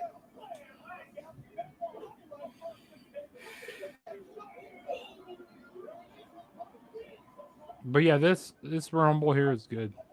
I think Like this was a year 2000, 2002 into 2003. That's when I started watching wrestling. yeah, I started watching wrestling around This time uh, here, yeah. yeah 2000 late 2001 2002. But, one thing I hate how wrestling fans are like. Some people go like, "Oh, you're like a new wrestling fan. You don't know anything about wrestling." Like people start watching like in the People, PG era. it's crazy. People will look at me and they're like, "Are you really a true wrestling fan?" Yeah, you can literally tell me to name a feud that happened in pretty much every single year from 2002 on up, and I could probably name all of them. That just goes to show people really don't know what they're talking about. Like I can name a lot of feuds that happened within a lot of years, or name a match that happened in a lot of WrestleManias, or at least know the majority of the card from top to bottom. I think that's something I would do. If somebody was to actually, if I was to do a video where I do wrestling trivia to see how much I know about wrestling, I definitely think I would do that because I know Yeah, a lot that's about definitely. wrestling. I think that's a video we should do either on the Flex Zone channel and we do like pretty much that fight we get in. We could do like a wrestling trivia game. That'd be pretty cool. Like everybody asks the same person. Well, like okay, we treat it more like a contest, right? We'll probably talk about it. Are you gonna be in Flex Zone on Wednesday? I don't think so. I'm gonna be at a basketball game on Wednesday. Okay. Because I was about to say we could. I might talk to Byron about it, but we do like a little trivia, right? And the person who gets the most correct gets a prize or something. Mm-hmm. I think that'd be kind of cool. The person who gets the most questions right out of wrestling trivia gets a prize. Who knows? Maybe they'll get a free championship brought to you by one of the members of the Flag Zone. I think that'd kind of be cool. Also, he said I'm watching this on my desktop right now. Okay, that's what's up. So you're watching it with us. That's awesome. And he said, did the Rumble match already happen, or is it? It's the main event. The It's the Rumble main match event. is the main event. I think this is the Yeah. match after. Yeah, I think the Rumble match is after this. And says, to be honest, I only care about The I care Rumble to match. watch the So Rumble match itself. I think if I'm looking at this year's Rumbles for 2022, only match I care about is both women's and men's Rumble, and then probably the Kevin Owens and Roman match, just for the simple fact to see if The Rock will play any factor. Will the Bloodline actually turn on Sammy here? I'm kind of interested to see how that will play out. And also, if you guys are watching live, you guys are watching right now, feel free to hit that like button, hit that subscribe, share the video, turn on the notification bell. That really helped me out a lot. Like I said, share the video, share the video with a lot of your other wrestling buddies, your mom, your dad, your uncle, your aunt, Your your aunt, significant other. your significant other. Share with your dog, your dog might want to watch a show.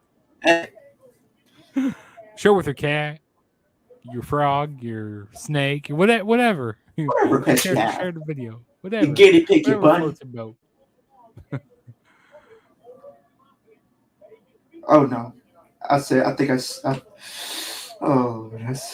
bunny. Okay. I think when I look at Raw, right? I think it's an early 2003 episode. I think it was. I don't know if it was Halloween or whatever, but I remember watching a Raw episode, and I saw Michael Myers in the crowd. It was so funny looking back on it. Michael Myers was actually at Raw. He was sitting in the crowd, like he didn't like he's just there. Like, no, but this match between Kurt Angle and Benoit is really good. This is a great match. Oh, Kurt Angle running to I always love when Kurt Angle ran to the top rope and did that belly to belly suplex. Classic Kurt Angle, vintage Kurt Angle. Everybody knows vintage Brock Lesnar when he tried to do the shooting star. I think that's what when he about broke his neck. Man. At that point, I don't think he ever tried to do that again. Nah. I don't blame him. Yeah, when you hit something like that and you almost end your career, I think it kind of will cause like PTSD almost to the point where you really don't want to do that again. Oh, the crossface, the crippler crossface.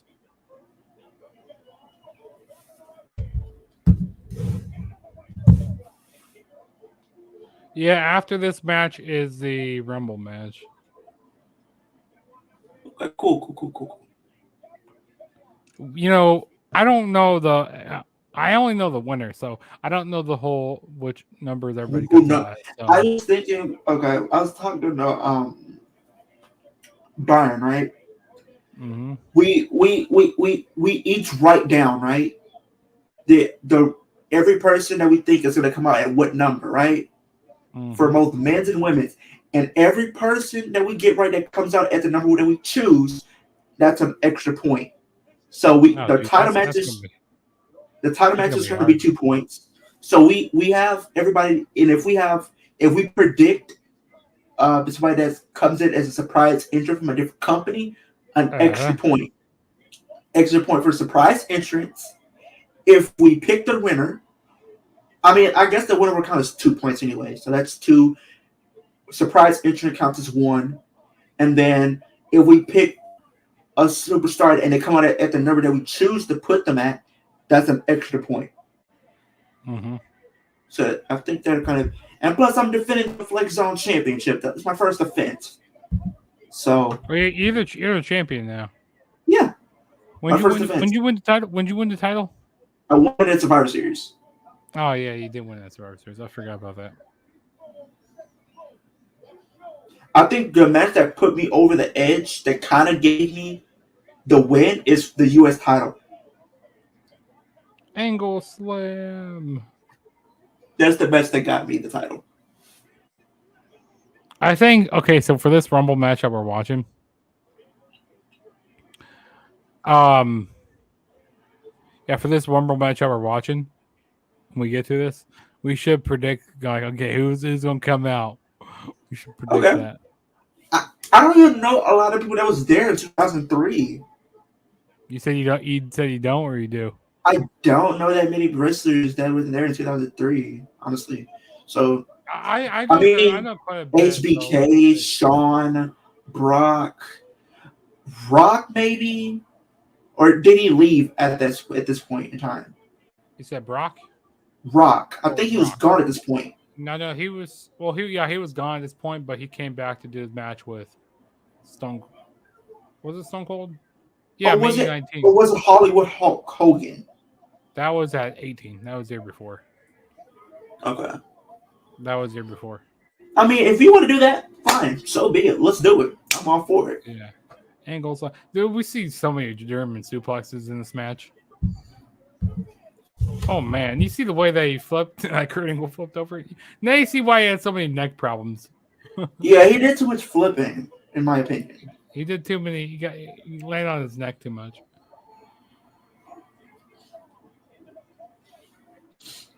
But I mean, Yeah, dude. Like this this era is my favorite. 03, 02. Like I don't remember much around this time, until I started getting older and stuff. Like I tell you, like time that I started remembering things was probably 2008, 2007, 2008. you know what I was thinking we should do if we don't, if we don't decide to Is that the same for you? Is that when you started, kind of remembering the what storylines and things that were going on, like what year? 2007, like 08? I mean, I knew feuds that happened in the previous years, Uh so huh. I don't know because I remember a lot of the feuds that happened in 2005 and up. So Oh yeah, 2005. Yeah, okay, 05 there. Like I remember Cena and JBL, JBL. Yeah, I remember um, that. and I think that I believe no. Even before, I remember the 3 year feud that happened with HBK and Triple H. Triple H. Yeah, I remember that. I That's remember classic. other feuds. I remember Booker T versus Stone Cold. Booker T versus the Rock when they had that WCW World Title match at SummerSlam that year. I remember Yeah, okay. Triple H and um, Chris Jericho. I remember Chris Jericho winning the titles against The Rock and Stone Cold. Mm-hmm. I Okay. remember, Eddie Guerrero versus Brock Lesnar, Eddie Guerrero versus Kurt Angle, Eddie Guerrero versus Rey Mysterio in the custody of Dominic. I remember those Mm-hmm. feuds, 2006, John Cena versus Edge. I remember these feuds, 2007. Um, Mm-hmm. and this was right around the time 2007. Isn't that around the time we started to get Legend, that sadistic version of Randy? Yeah, the Legend Killer. I remember him versus Triple H. I remember him and Vince and when he had the legacy with him going up against Triple H Yeah, and that Vince that was that and was in the Shane. nine. Yep. Mm-hmm. I remember that. I remember 2010 we got Shawn, and I think that's the year we did get that in 2010, right? Shawn and who? Undertaker. We got that both. Yeah, we got in '09. That's when we first got Shawn and And then in Undertaker. 2010 again, I remember that. Then in Yeah. 2010, no, even 2008, even Chris Jericho finally when he was that heel when he became world champion, him versus Shawn leading into Unforgiven or Backlash. I think it was one of those pay per views. It was no. I thought it was No Mercy. No Mercy, and then when he lost the title against John Cena, Unforgiven. I remember that. No, he I lost remember. that Survivor Series. Survivor Series. Yeah, Yeah. Right. And because then I it was in remember Cena's hometown. I Yeah. remember 2010 where the Nexus came and started wreaking havoc, and you Yeah, know me too. I remember Yeah. that. I remember Randy Orton and the Miz in the later years after Miz became WWE champion. I Yeah. remember those feuds. 2011. I can CM Punk and John Cena instantly comes to mind. Yeah. Then we Yeah. See, started to I tell you, tease. like the years that I remember really good, like 2005, 2006, seven. Like 2005 and up on. That those are years I really remember. Like that's when I really became a big fan. I was a But fan before because of knowing the feuds. But yeah, I really started watching wrestling. Yeah, like I said, 2002, 2003, around that, like the end of '02 into '03. Because I remember Jericho being the undis. No, that was in '01. Sorry. Because I remember that, and I remember Kurt Angle, John Cena, early 2006. Then we had Edge, and John, Yep. where Edge And pretty much Cena. became ultimate opportunist. Going to 2011, I remember Christian becoming the world champion, and then his feud that he Dude, had I in the was I summer. was at the show where Christian turned heel on Randy Orton when he smashed the title in the face of Orton. Yeah. I thought you were talking about the one where he lost the title. No, he was a special guest referee. And I think it was Mark Henry. No, it wasn't Mark Henry. It was Randy Orton. Mark Henry versus Undertaker. I remember that feud as well. Oh And yeah, I know. In 2006. Randy Orton versus Undertaker was a good one. Oh yeah. Well, I'm trying to figure out. Oh yeah, so it was Orton and Mark Henry in 2011. Yeah, over the World Heavyweight Championship. Yeah, over the World Championship, and then Randy Orton retained the title. And after the match, not Chris Jericho, Christian, he was a special guest referee. It was at SmackDown. Go watch it on Peacock sometime. And I But remember Christian, he smashes the title in the face of Randy Orton. I was at that show. I got which they was turned this. him heel. This was 2011. I thought they turned him heel right after. So pretty much after Christian won that ladder match against Alberto Del Rio at Extreme Rules in 2011. No, he He lost still face. No, and no, I'm saying, but he lost the title At literally. Over the Limit. No. He lost it on that SmackDown. Yeah, he lost on. Yeah, but he was still face at that point. Yeah, he was still a face because people were sympathizing with him still. But yeah, he turned heel on that SmackDown. Yeah. And then I remember 2011, there was good feuds there. 2012, I remember Chris Jericho and CM Punk. I remember that feud. Rock and Cena. I remember the Shield debuted in that Survivor Series. That was a good one.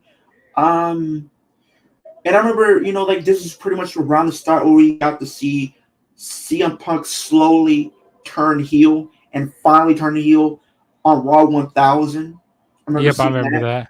I remember. Okay, so I was in what grade was I? I was in 7th grade at that point, and I just got. What grade was it in? I was in 6th grade, I believe. So I got home from a trip in 2012, and I remember it being Raw 1000, like that on that Monday night. Monday I came home, like okay, CM Punk's gonna be turning heel on The Rock, and I saw that coming a mile away. I saw him hit the GTS. Like yeah. There we go. We got the Rumble match here, guys. Okay, who do you think is gonna be number 1 in this match?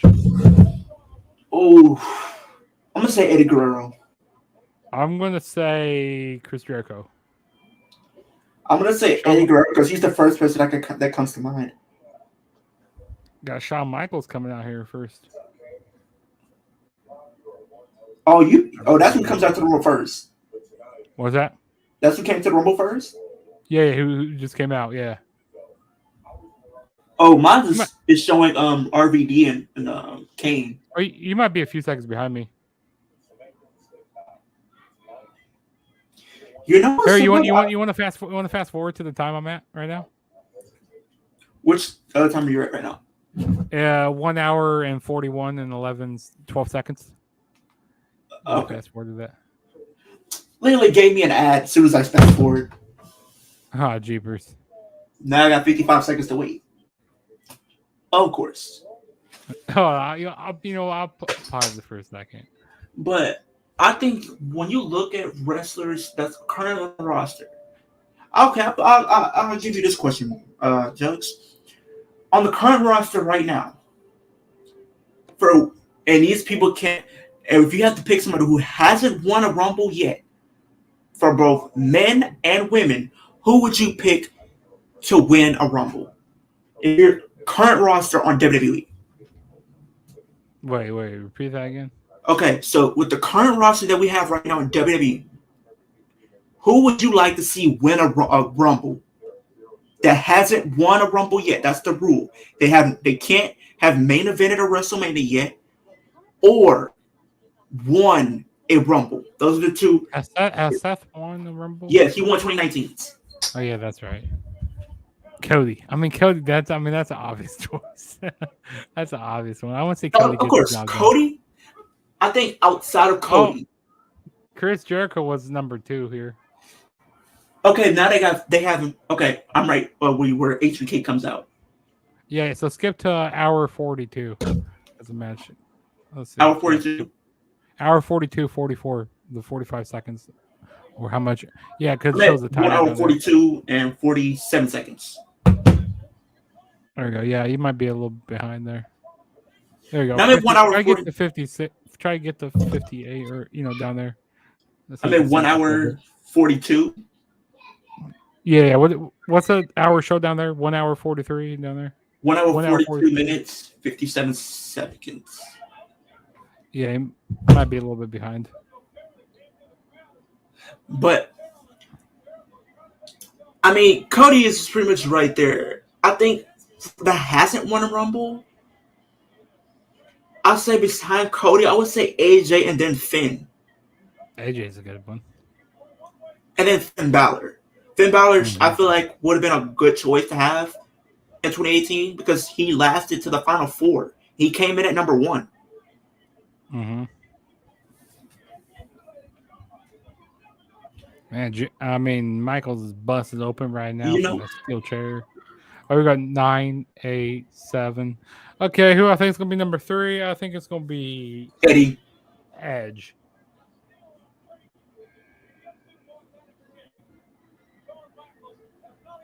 Who is this?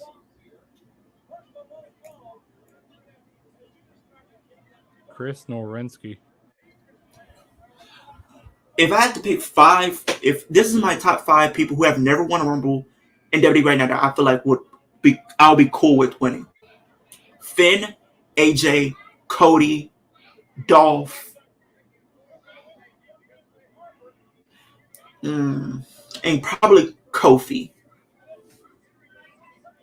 Man, Shawn Michaels, he's just swinging out the air right now. He's just trying to find where Jericho's at. Michaels is out of it. He's selling so much right now. That man was out of it already. That man was Yeah, out look of at him. He's busted open right now. But women wise, I would say.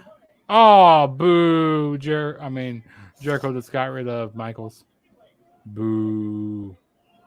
That man got busted open. What do you mean? That man got busted open real quick. He got busted open real quick from that steel chair. He's going under the ring. Let's see. I think that was a shocking early elimination, in my opinion. That is a shocking early elimination. Okay, 9, 8, 7. So this is number 4. I think it's gonna be Rey Mysterio. Who is it? Oh, I was right. Oh, got one right. Called you. You must have been watching. You must have watched before we got on here. No, I swear to God, never. I haven't been watching. I haven't watched it since like a couple years ago. Oh man, I got that right. Got Rey Mysterio correct. Because he came out early in the Rumble here. I didn't know 2006, he came in at number 2, right? Came in at number 1, I'm pretty sure. He came out at number 2, I believe. Let me see. Oh yeah, number 2 or number 1, I can't remember. I think it was number 2. But number 2 and number 1, I hate how people go like, oh, that's basically the same position. You know what I think we should see from? Okay, so I know they've been talking about this. Let me see which entrance is. Oh, they have the DVD for $7. Nice. Someone's selling the Royal Rumble 2006 DVD. I have that on DVD. Yeah, Triple H came out at number 1 and Rey Mysterio came out at number 2. Okay. 9, 8, 7, 6, 5, 4, 3. Okay, who do you think it's gonna be? Eddie. Yeah, me too. Oh no, it's Edge. He was my second choice. You think you know me? You think you know me?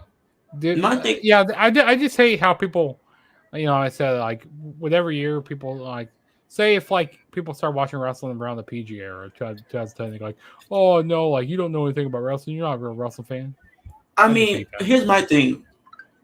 You're a wrestling fan nonetheless. It doesn't matter when you It doesn't started. matter. It doesn't matter if you start watching in the 80s, the 2000, like the 2000s. It doesn't matter what you start Exactly, watching because I wrestling. know some people. I know about one of my friends. He started. I mean, he watched a little bit of wrestling before, but what really brought him back in was a match that happened on SmackDown over the Intercontinental title between then champion, I believe, Dolph Ziggler and Kofi Kingston. Mm-hmm. That was a good match. But Go my looking back favorite at it. era, what's your favorite era of wrestling? Mine is the Ruthless Aggression. Ruthless, ruthless Because aggression. that's the year I grew up mostly watching. I grew up. I grew up around ruthless aggression, Yeah, and same. Dude, have you watched have you watched Ruthless Aggression? That that like series the on Peacock? documentary. Yeah, I mean, the is it the like a big documentary series. series or something? Yeah, it's a series on Peacock. Have you watched it? Um, have I? Nah. There's like two seasons of it. Definitely check it out. It's great. There's two seasons of it. You need to watch it. It's on Peacock. I'm gonna have to do that. I'm probably gonna have to do that. Yeah, I watched both seasons. It's great, dude. They did like an episode about John Cena on there. They did one about Evolution. They did one about Okay, Christian's. I've seen somebody was talking. Somebody had mentioned this to me. I think it was on Twitter or something. I can't think. I believe it was Twitter. Somebody had came up was asking me right with the way how SmackDown's been kind of going. They were said, do we see a possibility that Liv Morgan could probably come in at number 1 and be the first woman to win from number 1? I said, when you really think about it like this, when I at first I said no, but when I sat and thought about it, I could see a possibility. Here's why: everybody in the Rumble, everybody who's been announced for the Rumble, you know what they've been doing? What's that? They've all been belittling Liv and said, you don't stand a chance. You have no chance at all of winning from number 1. You should be better off coming in number 30. What better way to prove everybody wrong? Have her come in at number 1, last the entire Rumble, and punch her ticket to WrestleMania. And who I will have her face is none other than Charlotte. I think the story writes itself. If you remember back in 2019 on SmackDown, Liv Morgan faced Charlotte. And Rey what Mysterio with happened? the Bronco Buster there. That's funny. And what happened was, as we all Here know, comes the next person. I think it's gonna be Eddie here. It's gotta be Eddie. It has to be Eddie here. Who is it? Chavo Guerrero. I I mean, would it is say a Guerrero. next person, Carlito. Chavo Guerrero just came out. And here's the thing.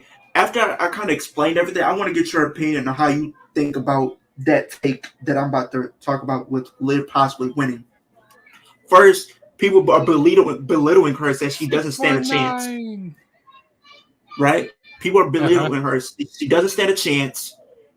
What better way to prove everybody wrong? Come in at number 1, win the Rumble, go down in history as the first woman to ever win a Rumble from number 1. Go on to face Charlotte because if there's a story there. If you remember back to 2019, she and Charlotte faced on SmackDown. Charlotte beat her. Liv said when she pretty much took a leave of absence after that. She said when she came back, I was going to be a different Liv Morgan. It took some time for her to do it, but she became Miss Money in the Bank and became SmackDown Women's Champion. What better way to come full circle to have her face the person who's been the very reason she went under this change of character. Mm-hmm. Now, I see what you're talking about. Now, do you think that would be a good story to play out? To have Liv become the first woman to do that? Be like that. Be that Rey Mysterio of the Rumble. Speaking of Rey Mysterio just got eliminated from the Rumble. Oh, okay. Who is this? Tajiri. Man. Tajiri. I remember when he used to spit the green mist on people. I think that's kind of where Asuka and Shinsuke get their that from. Yeah, a lot of Japanese wrestlers did that back in the day. Well, Shinsuke, he never really spit mist on anybody. He just loved kicking everybody in the nuts. Yeah, he just that. I remember back in 2018 when he was kicking everybody. Him and AJ, he had a match with AJ Styles. Was that? He first did it at WrestleMania after he lost. Oh yeah. Yeah. Like I thought when we had AJ Styles and Nakamura, like, dude, this is gonna be like Wrestle Kingdom. This is gonna be like. Here's what I was gonna say, classic. and I knew you was about to say that. My thing is this.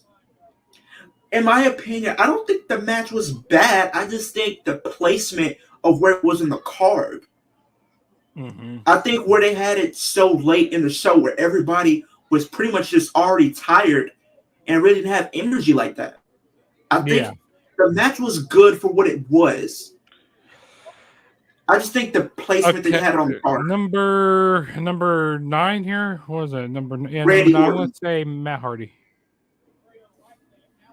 Was Randy Orton WWE at this point? 2003? Yeah, he was. Yeah, because he debuted in 2002. Bill DeMott. Bill DeMott. Yeah, he just came out. He's a trainer in for NXT, right? Yeah. They put him in a WWE video game at one point. Yeah, 2K15. Yeah, Bill DeMott. Yeah, he's a trainer and stuff. Yeah, I think something happened with him. I'm not sure what the whole story was, but I might have to look into it. So yeah, that was number 9. Yeah, I like when a Rumble match fills up with a whole bunch of wrestlers in the ring. Yeah. Like I hate when people get thrown out left and right. Like I like when there's so many people in the ring and like it's so hard for people to get around the ring. You got crazy stuff that's going on. Like you can't even keep track of everything that's going on. That's what I love about the Rumble. Yeah. In these last few years, that haven't been like the ring doesn't get filled up like it used to. I mean, because like last year, Brock Lesnar just destroying everybody. 2016. Right? Also, you know what Rumble one of the Rumbles I hate the most? Which one? The greatest Royal Rumble. I don't even count those as that 50-man Royal Rumble. No. Yeah, 50-man Royal Rumble. I don't even count it as a Royal Rumble. I don't. No, I don't. I just count it as the biggest battle royal of all time. Who's number 10? Randy. Tommy Dreamer. Man, Tommy Dreamer is one of my favorite I'm gonna say NXT ECW OGs. And I hate the WWE ECW. Like, that was terrible. That was crappy. I hate that ECW. Because Vince didn't care about ECW at all. Just like he doesn't care about NXT or the current product. Like the only reason why he had ECW as a television show is because he bought the rights to ECW. It was like, well, he might as well use it for some reason to bury all the ECW guys. Going back to the beginning of the show when we were talking about when I forgot who was it that said about them going to Saudi, and we said pretty much AEW. Just imagine how crazy that would be. For all these years, Vince has pretty much belittled all the competition, right? Didn't he buy WCW? Yeah, he bought WCW. Yeah. Him buying WCW, getting rid of it, doing the same thing with ECW, almost did the same thing with NXT, and then rebranded it to be a Nickelodeon show just for one of the competitors to turn around the tables. He still has. I mean, he has the video library to WCW. And stuff, Yeah, I know that, but I'm talking about like when he put them out of business. But to have one of the competition by WWE. That would be crazy. That'd be crazy. That would be crazy. That will really go down in history as one of the most wildest news stories ever. I think Rob Van Dam's going to be next. Let's see. Or Kane. B2. I have no idea who's B2. That sounds like an energy drink. B2. That's all energy. B2. Oh, okay. I think I know this is. He used to do a thing with John Cena when John Cena came out doing his raps and stuff. He was like one of Cena's buddies. He didn't really do much in WWE, but yeah, he was one of Cena's buddies. And I think like he dressed up like as a gangster and all that. Yeah, and B2 just got eliminated, so he didn't last very long in the Rumble match. So who we got in the match right now? We got Chavo and Chavo. Nope. We got Chavo, Edge and Spear. Oh, see a Chavo. Edge and Spear Chavo off the apron. Then we got Edge, Jericho, and Christian. Oh, there goes Jericho. Nope. Oh, Jericho's hanging on. He's skins the cat. Dude, I love the Royal Rumble pay-per-view. This is one of my favorite. Oh, there goes Edge and Chris. I mean, not Edge and Chris Jericho. Edge and Christian. They both get eliminated from Jericho.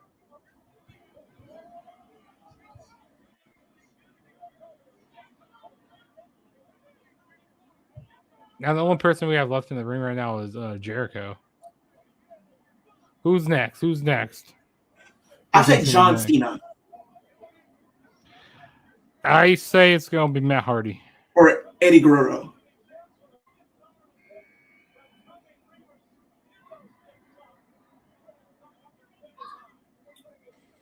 One of a kind. One of a kind. Hey, remember when he was at Impact? I forgot he was at Impact because he was back in Impact around 2016 something like that.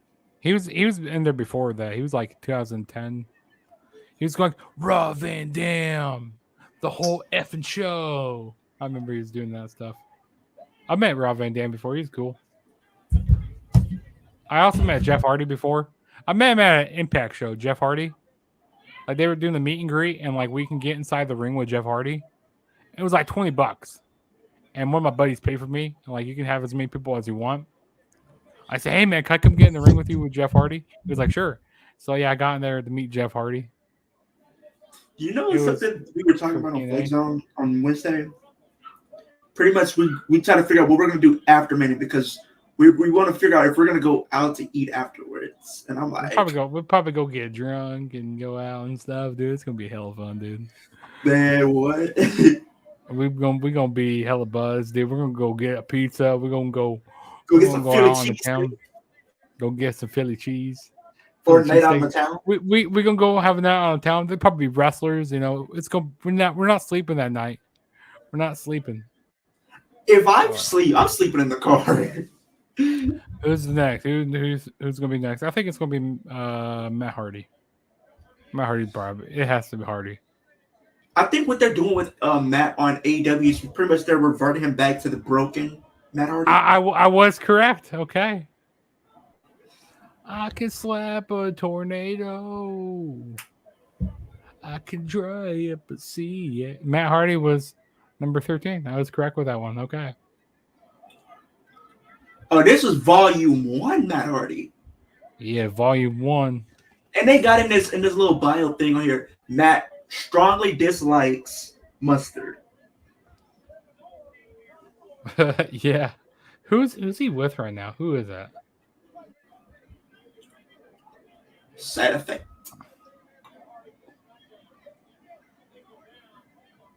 I was surprised I was correct with that one. I got 2 correct so far. Okay, who's going to be number 13? Eddie. I'm going to keep saying it until it happens. You're going to keep saying it until it happens. Hey, you got to get it right at one point. That part. I think it's going to be John Cena. Or Randy Orton. I'm saying John Cena from here on out because I think Cena's getting close to coming out.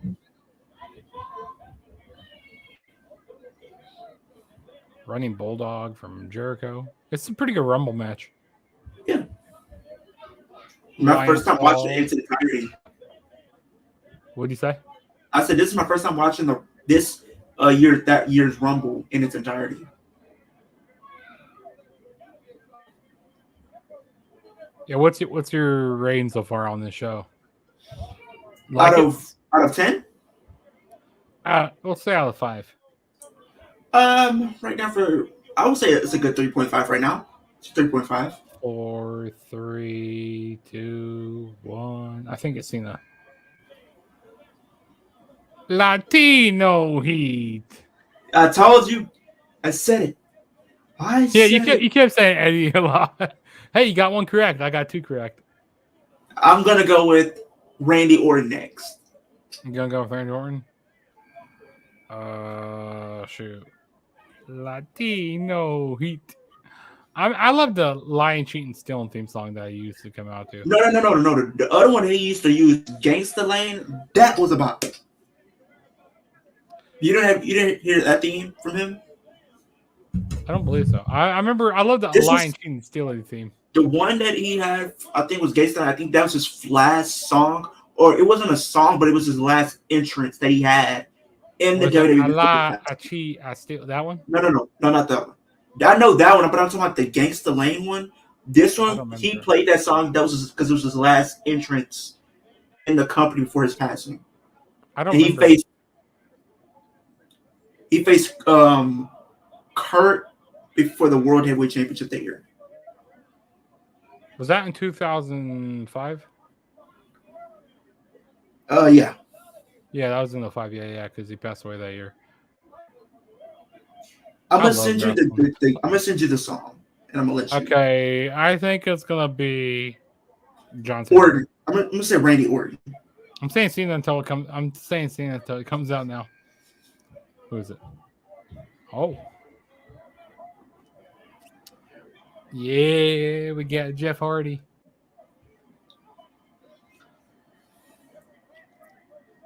Got the Hardy Boys in the ring. Oh, Jeff Hardy taking out his own brother. I'm gonna have to That man. check it out here.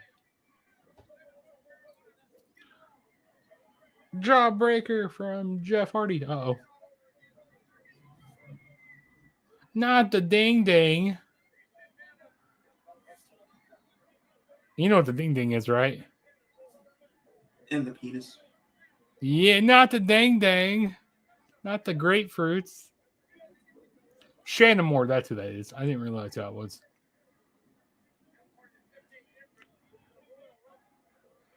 Okay, and next we got number 16 here in a little bit. Jeff Hardy's going top to top rope. About it, Swanton.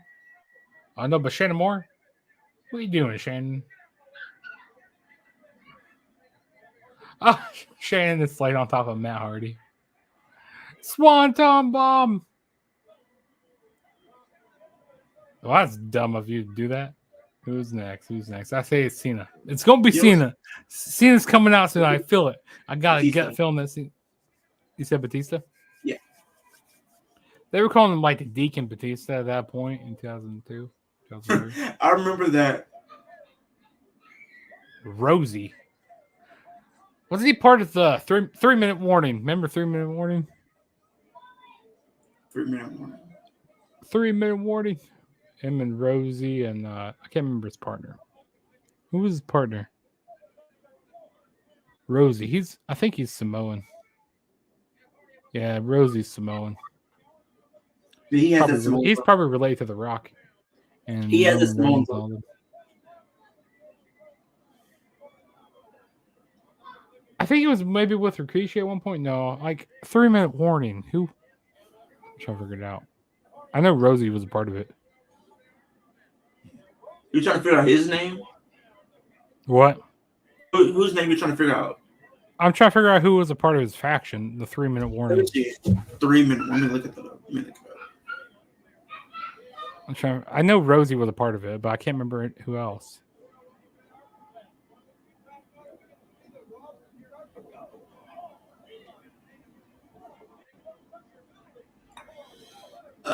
3-minute warning. It's gonna be Cena. Cena's coming out. Okay, so it was 3-minute warning was an American professional wrestling tag team consisting of cousins Matt Anoa'i and Eddie Fatu, most notable for their under the ring names Rosie and Jamal.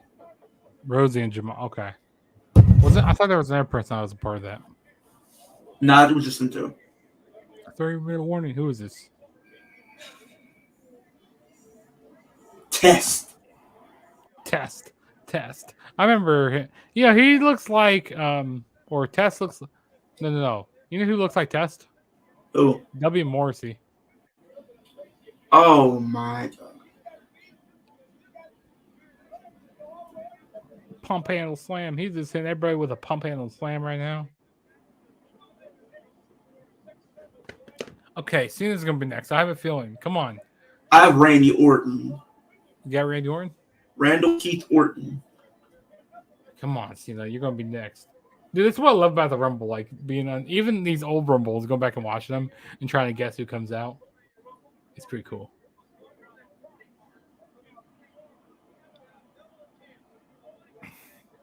Maybe on their next watch along, maybe we just do the Rumble. Maybe let's do the Rumble match. Okay, that's fine. We'll talk about it, here later on in the week. Yeah, for sure. 9, 8, 7, 6, 5, 4, 3, 2. I think that should be like the thing that we do for like different pay-per-views, right? So I got it right. It's John Cena. That's 3. I think that's what we should do. If the pay-per-view has a theme, right? If the pay-per-view has its own theme, we should look at only so when we do elimination chamber, right? We only look at the chamber matches. The chamber match. March. There's nothing in March. I mean, at one point they had Fastlane up in there somewhere. But I don't think we'll probably watch that. So March probably just be like a open WrestleMania. We'll do Manias in that month. That's gonna be a long WrestleMania for us, though. We're gonna. I want to do a live WrestleMania. It's like I'm going to do retro reviews during that month because I'm almost done with all my retro WrestleManias. Almost done reviewing all those. I don't know which WrestleMania I want to pick. Cena's wearing jeans. He's actually wearing straight up jeans. You see that? And man, he representing the city. Houston. I don't even know what Cena's saying right now.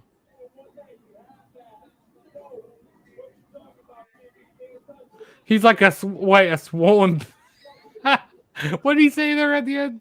You can't beat me, or something about a penis. What the fuck? Cena, you. I didn't these references. I didn't really understand them. I wasn't paying attention a lot. Okay, who's next? I think it's gonna be Kane. It's gonna be Kane. I'm saying Kane from here on out. Kane. It's gonna be Kane until he comes out. Kurt Angle. I mean, no, not Kurt Angle. Charlie Haas. Okay. So Charlie Haas just came out. You know what was one of my favorite tag teams? Like I think it was around 2007, 2008. Dude, this is weird seeing Cena wear jeans. What the heck? Because he's always been known to wear jorts. But no, he's not wearing jorts. He's wearing full. No, I'm saying he's known. He's known for wearing jorts. Yeah, he's known for wearing. This is weird watching this wear jeans though in the ring. You know what's like one of my favorite tag teams? And it's a very underrated tag team that people really don't talk about. Around 2007, 2008-ish, I believe. I think that's when they were. Deuce and Domino. Deuce and Domino when he came out on the motorcycle? No, they came out in the car. Didn't Deuce come out on a motorcycle at one point? They both came out in the old car. Okay, because they used to have Candy. I think that's her name, Candy.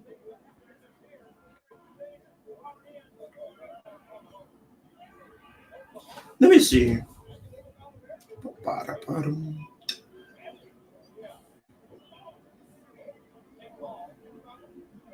Who was it? Someone came out on a motorcycle. You mean Undertaker? I know Undertaker did, but there was another person who came out. Oh, you talking about Hunoko and Camacho? No, that was a bike. No, that was still like a motorcycle type of bike though. Not really. I mean, it was a little bike. I can't remember. Hold on. It was okay. Hold on. I Oh, said Chuck Palumbo. Chuck Palumbo. Sorry, I was thinking of Chuck Palumbo. Deuce, He came out on the. Deuce and Domino. They pretty came in pretty much 2006. Yeah. Chuck Palumbo. Look up Chuck Palumbo. He came out on Wait, the. wait, wait. I'm looking at former members of Deuce and Domino. I know for a fact Cherry was, but they have Maurice on here Oh yeah, Deuce and Domino. I remember they came out in the convertible and all that. Yeah, I remember that. with the biker gear. Yeah, but I was thinking. I don't know why I'm thinking of Chuck Palumbo. Chuck Palumbo. He came out on a motorcycle. And then Crime Time was another one. Yeah. R.I.P. Shad Gaspar. Yeah. And Yeah, I but feel like look up Chuck Palumbo. Look him up. Chuck Palumbo. Yeah. Oh, Rikishi. We got Rikishi and Rosie doing a stare off. Chuck Palumbo. Yeah. Yeah, he came out on a motorcycle. This is weird seeing him wear jeans though. Like, what the heck? You know, there's been wrestlers that came in the company like that. A lot of people had a lot of high hopes for fans, and it just didn't go anywhere. I Oh, think Rosie. No, not Rosie. Who is that? you know some different. I think there was a lot of wrestlers that came into the Comes company that. Jamal. I think they're related to The Rock. They're Yeah, related because to Simone. one of them has Anna White as their last name, and the other one's Fatu. Yeah, and then Rikishi's related with him also. Related to him also. Oh, that's before he became Umaga. Oh yeah, that's Umaga right there. Yeah. Damn. Yeah, I could tell by the tattoos. I forgot about that, dude. That's crazy. Oh no, not the sting face. Oh, poor Jamal. But it's true. Like, there's been a lot of people that came through the WWE that we kind of, as fans, had high hopes for. It just didn't go anywhere. One of them was Alex Riley. Another one, in my opinion, I like his theme song. Say it to my face. I love that theme song. Another one, I feel like Tyson Kidd, because he had a potential to be a. I remember when he did his thing with Cesaro. I have the T-shirt. His theme song just stuck with me. Who's another one? I have a play. I have that. Mason Ryan, he had potential. I think it's Ezekiel. gonna be Kane. Kane's gonna be next. Who's gonna be next? Who do you think's gonna be next? I have Randy Orton. Ezekiel Jackson. Wade Barrett had potential to be a world champion, but they just near. Oh, here we go. We got Kane. I got it right. I got Kane. They just never pulled the trigger with Wade Barrett. Do you okay, I don't know if you know this wrestler or not, but do you think Tyler Rex Remember Tyler Rex with the dreads?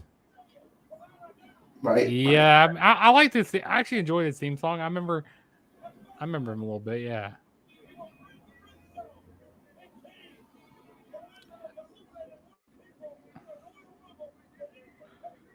Who has a record for the most eliminations in a Rumble match? Is it Roman? Or is it Braun Strowman? Braun. Let me look. But that was in the Greatest Rumble. I don't care. No. I don't. Wait. Let me look. I think it's Roman. I think Roman still holds it. Who has the most? It was Kane at one point. But then Roman broke it. Yeah, Roman broke it in 2014. Oh man, Jericho! Oh, you better get a limit. Oh no, Jericho saved himself. Okay, who's next? I think it's gonna be. Randy. I think it's gonna be Undertaker. I think it's Undertaker. Shelton Benjamin. So yeah, who owns the record? I'm looking into it right now as we speak. Because you're the statistician over here. Yes, sir. See, we know quite a bit about wrestling. You know, we know quite a bit. Brock Lesnar Brock Lesnar. from 2020 because he eliminated 13. That's right. Braun It Strowman. was Braun Strowman is wait. Him and no Lesnar and Strowman are tied right now. because I was They in the both have greatest rumble. 13. They both have 13. Dang. And then third, you have Roman with 12. Because he broke that back in 2014. Exactly. Yeah, me and you have some pretty good wrestling knowledge. We're pretty knowledgeable about wrestling. You know, our history. Dude, I tell you what, dude. If there was like a thing that was like a trivia for money Oh, and we would stuff, win as easily. hands down, we would win. That's what Now, I'm saying. if We're it's good going at. back to the '80s, if it's doing something with the '80s, I might be a little fuzzy on that. I would take a guess just by the. Here's my way of probably how I would guess around it. Pick a wrestler that you would know that was probably been around that time, and not to the time you might get it right. This is true. Can you dig it, sucker? Booker T. Hulk Hogan, we coming for you. Here comes the Booker T. What number are we on right now? 24? Don't they have the thing on there? It doesn't show the number. Or maybe I'm tripping. I don't see the number come out. Or maybe I might be tripping. Flapjack for Booker T. He's about to hit the spinning room. I might have to look. Let's see. What number he came out at in the 2003 Royal Rumble? I think it's 24 right now. I think we're on 24. There goes Eddie. Boo! Eddie got eliminated. I mean, we already know who wins this Rumble, but still. What number? Booker T.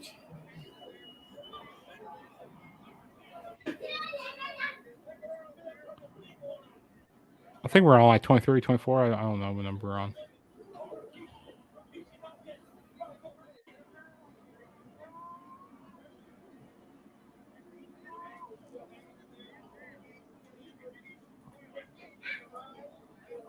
Booker T came out at number 24.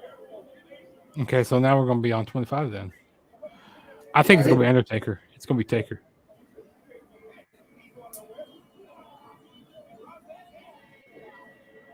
A-Train. You remember A-Train?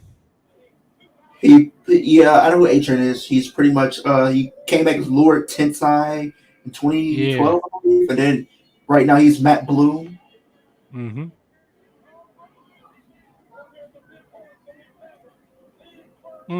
Sky High. Man, he got a lot of hair on him. Excuse me.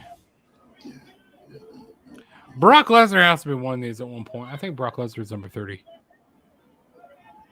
or 28. I would say 29 or 30.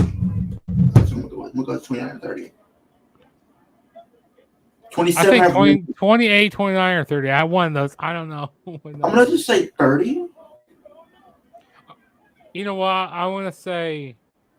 Here comes Shawn Michaels. He's coming back out. He's taking out Jericho.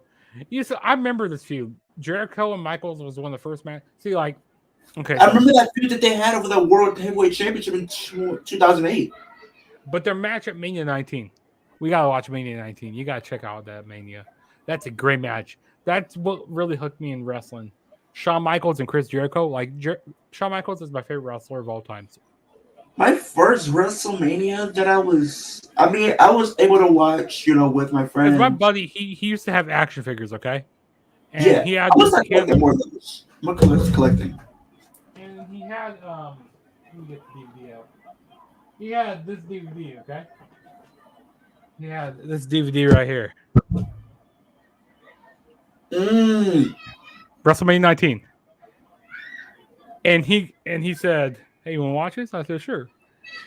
Shawn Michaels and Chris Jericho. This got me hooked into wrestling. This really got me hooked. I'm like, man, this is amazing. Like the stuff that they were doing in the ring. I'm Like, trying to figure out which Rumble early. I mean, me personally, when I started watching WrestleMania, right? I started watching I didn't watch WrestleMania. the first time I actually watched it live was in 2009. For me, I watched when we had But that I feud. watched it. I watched it on the internet. Like Pretty I much, yeah. watched it for free. I started watching when we had that feud with Ric Flair. I think that was a good WrestleMania. Ric Flair and Shawn. And then the feud that we had with Shawn and Undertaker, I think that's pretty That much was where I at started. that was in 2009. Yeah, WrestleMania 25. I started watching it when that somewhere around there. Yeah. WrestleMania. But like I had DVDs before then and stuff. But like yeah, the first Mania I watched live was WrestleMania 25. Now, if I was watching on my own, right?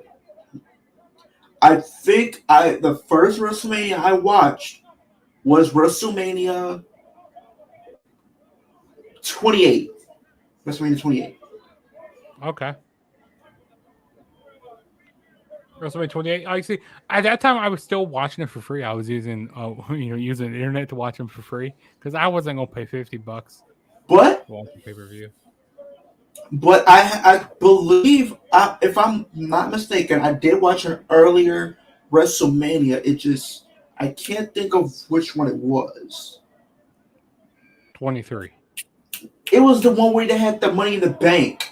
I think it was the one where 21. we. It was the one where CM Punk won. 2008. I'm 24. That was WrestleMania 24. Yeah, that was it.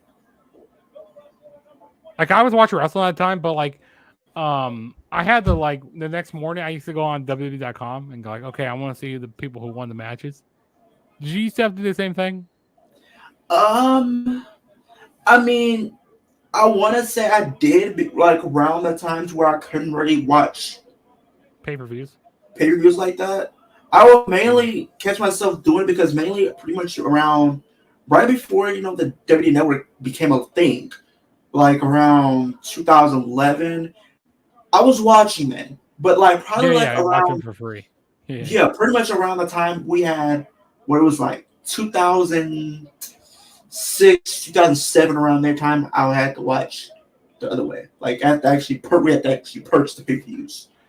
See, I never really did that, like because my parents wouldn't let me purchase them. But I had to buy the DVDs when they came out on D. I had to buy the My dad, DVDs. my dad would purchase them, so I was always Yeah. good. See, I was the only one who liked wrestling in my family. I had to wait till the DVD came out. I had to wait till the DVD came out to watch it, or I had to wait till the next morning and like look at the results on WWE.com because how they used to show the results after the matches, like or after the show was over, they show everybody who won. You remember that? Batista, I called it. You said Batista. Yeah, I think Brock Lesnar is gonna be next. It has to be Lesnar.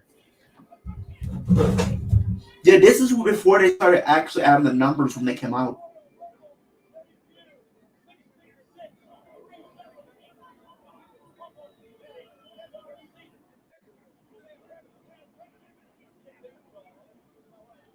Yeah, but yeah, that's what I had to do back in the day because like I was never able to order the pay per views because my parents they wouldn't let me. You know what I mean? Yeah, I know the feeling, and trust me, it's crazy. But yeah, and I So had to let me wait till see. I had to Batista wait came out at till number 28. I think This is Lesnar's next. 28. It has to I'm be gonna say Lesnar 29, and I don't think we've seen it yet, so I'll say Undertaker 30. Because I think I remember seeing I think I seen some clip on Twitter when he was in the Rumble. So Yeah, I think I'm going to agree. I'm going to agree with that. I think Brock Lesnar's next. I have a gut feeling that he's next. I think he's gonna either be 29 or he's gonna be 30. Either way, Here we I feel go. like Lesnar. Here comes Brock Lesnar. Yep, we're 29. Okay.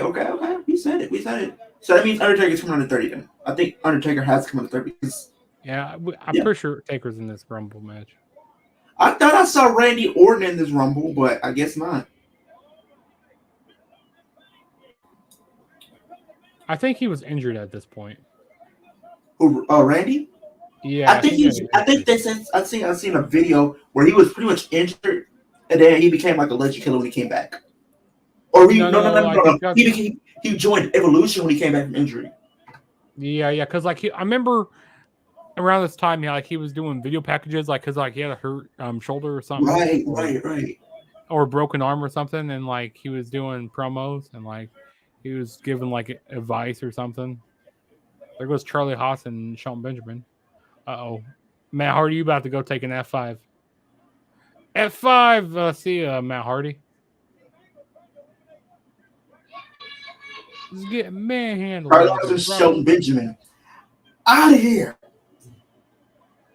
You know, Chad Gable looks like Charlie Haas. A shorter version of Charlie Haas. Doesn't he look like that? I can see the comparison.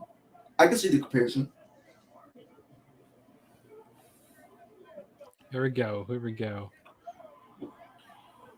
10, 9, 8, 7, 6, 5, 4, 3, 2, 1. There we go. Oh, man, the pop for him to come out. Yeah, it's Taker. You done it now. I wish he was coming out to rolling. The American gimmick, yeah. Badass. I mean, he's still doing American Badass here.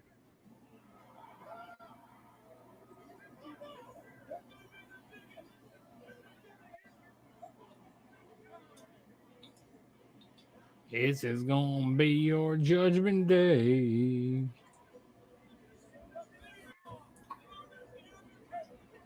I would say one of my favorite theme songs that's currently on the current roster is the Judgment Day theme. Yeah, it's by Alter Bridge. I think you can't go wrong. I feel like if me personally, right? They made the Edge theme song also. Yeah, I am aware of that. I think if I was to have a theme, I would have it be by Alter Bridge. Oh, there goes Cena. Cena went out from the Undertaker. Jamal, you about to be going over. See you, Jamal. Clothesline. No Jamal Murray. Wait, is this where Maven gets rid of Undertaker? No, 2002. That's where. No, I think no. Yeah, Maven. Because I think I'm not sure, but I have a gut feeling. Just the way how the lineup looks right now.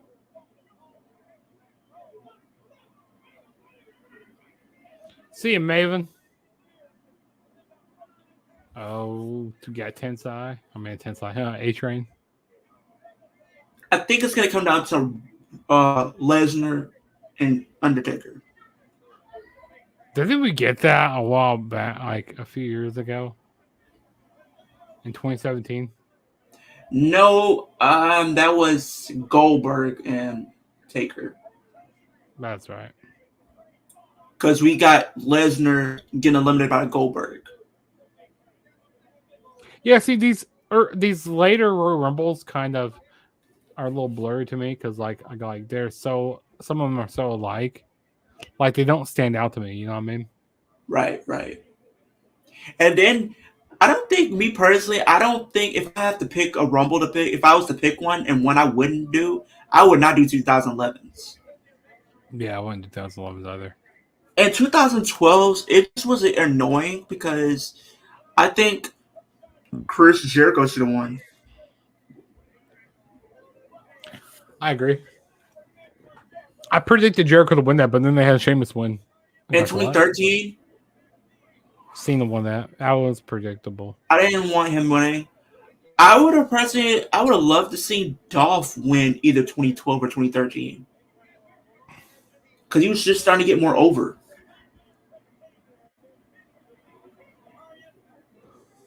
Uh, there goes Rob Van Dam. And it's got eliminated from Kane. Who else we got left in there? We got Kane, Batista, Lesnar. Taker.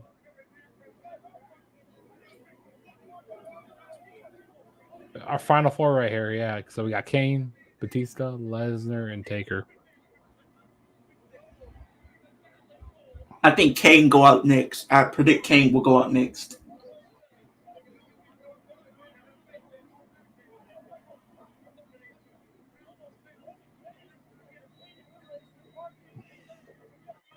Dude, I remember the Undertaker and Brock Lesnar feud From 2014 to 2015. from 2002. Oh, Unforgiven. I remember the ones Unforgiven from all of them. 2002. I remember that one, but then I remember the one from 2015 when he came back at Battleground, leading to their match at SummerSlam, and then the match that they had at Hell in a Cell. I remember those also, but like 2002, their match at Hell in Cell 02. I mean, no, Unforgiven 02. Go back and check that out. That great match. Great Hell in a Cell match. I have that on DVD.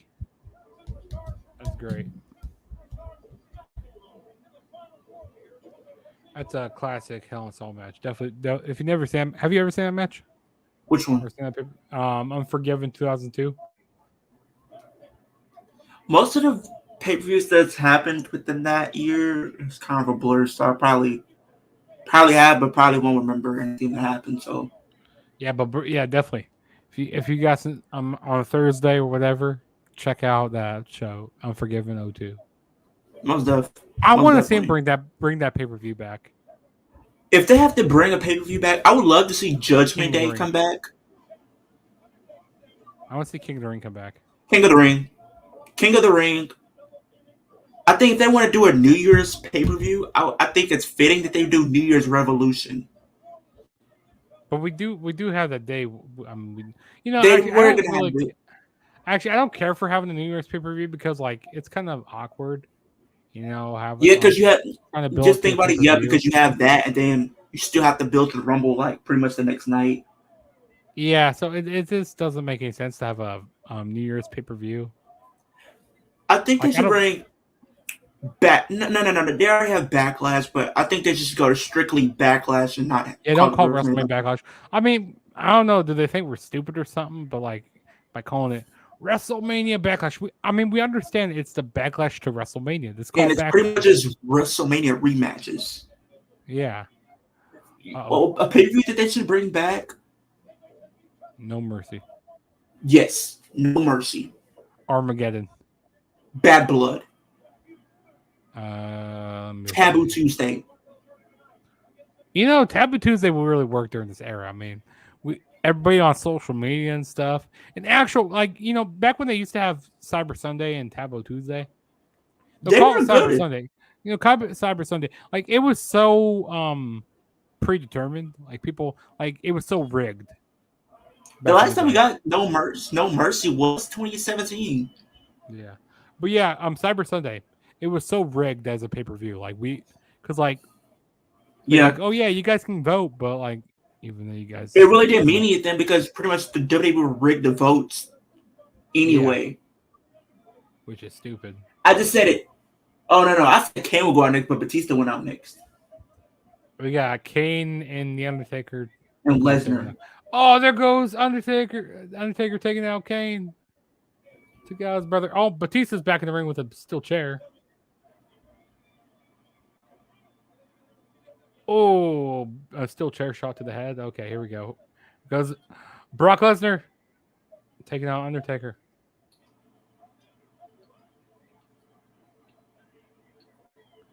Brock Lesnar just won the 2003 Royal Rumble. Bum, bum, bum. Dude, what if Lesnar won the Rumble this year? Dude, do not jinx that. I don't want to see that again. 20 years? This is the 20th anniversary. That's another reason why I picked this, because this is 20th anniversary of the 03 Rumble. Oh man, no, no, I don't want to see that. Knock on wood. I don't want to see. I do not want to see Lesnar win the Rumble. I don't want to see Rock win the Rumble either. No part timers this year. I'm sorry. No part timers winning this Rumble. Any Rumbles this year. Cody needs to win. Cody's gonna win. Knock on wood. Cody's gonna win. Cody. And I probably might even wear my Cody Rhodes shirt. Well, I'm gonna probably wear two shirts. In my soul. I'm gonna wear my Rollins shirt. I'm gonna wear two shirts that night. I'm gonna probably have a shirt that I wear for the women's. Actually, I'm gonna wear my Cody Rhodes shirt. I'm actually gonna wear my Cody shirt. Yeah. I wear my Cody shirt, and then I probably wear a woman's shirt. I don't know. Or I don't know. I have three choices because either I wear a women's shirt, or my event T-shirt, or the Royal Rumble event T-shirt that they sell, or Cody Rhodes. Done. That's a pretty good Rumble. Absolutely.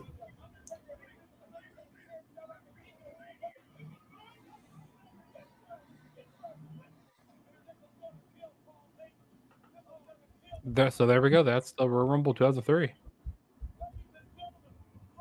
I'm gonna stop this timer here. Bam, there we go. So there we go. That was Royal Rumble 2003. Wajalong. It just finished. It just finished for you, right? Yep. Yep, it just did. So, overall thoughts. This is your first time ever watching this show in full length. So, what would you think?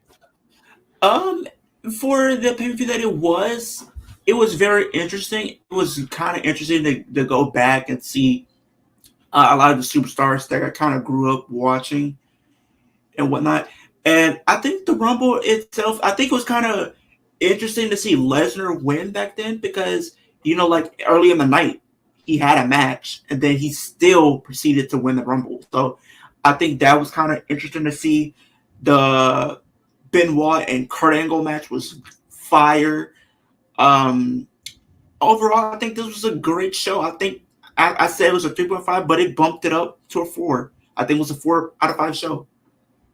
Yeah, it was a really good show.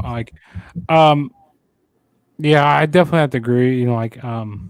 The Kurt Angle and Benoit match was great, really great match. I'm probably gonna do like a more in depth review of the show eventually. Like maybe I might do some retro reviews this upcoming week for Rumbles. So stay tuned for that.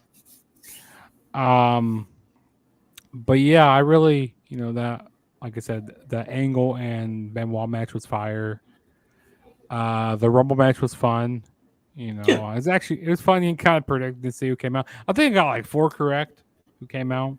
I got 2, maybe 3. You got 3 correct. I got 4. Okay. So I'm surprised I got that many correct. Yeah, because it's fun going back and watching these shows, and I would probably give it a 4.5. And also this is the 20th anniversary of the show because it is 2023, and this was back in 2003, so this is the 20th anniversary. So that's another reason why I picked the show. And like I said, this is when I first this is during the Ruthless Aggression, one of my favorite eras in professional wrestling. This is a great time to be a wrestling fan, back in 03. Absolutely. Yeah. But as it goes for Leo and Juggernaut, we're saying peace out, and we'll catch you guys in our next videos whenever that may be. So, peace out. Sweet.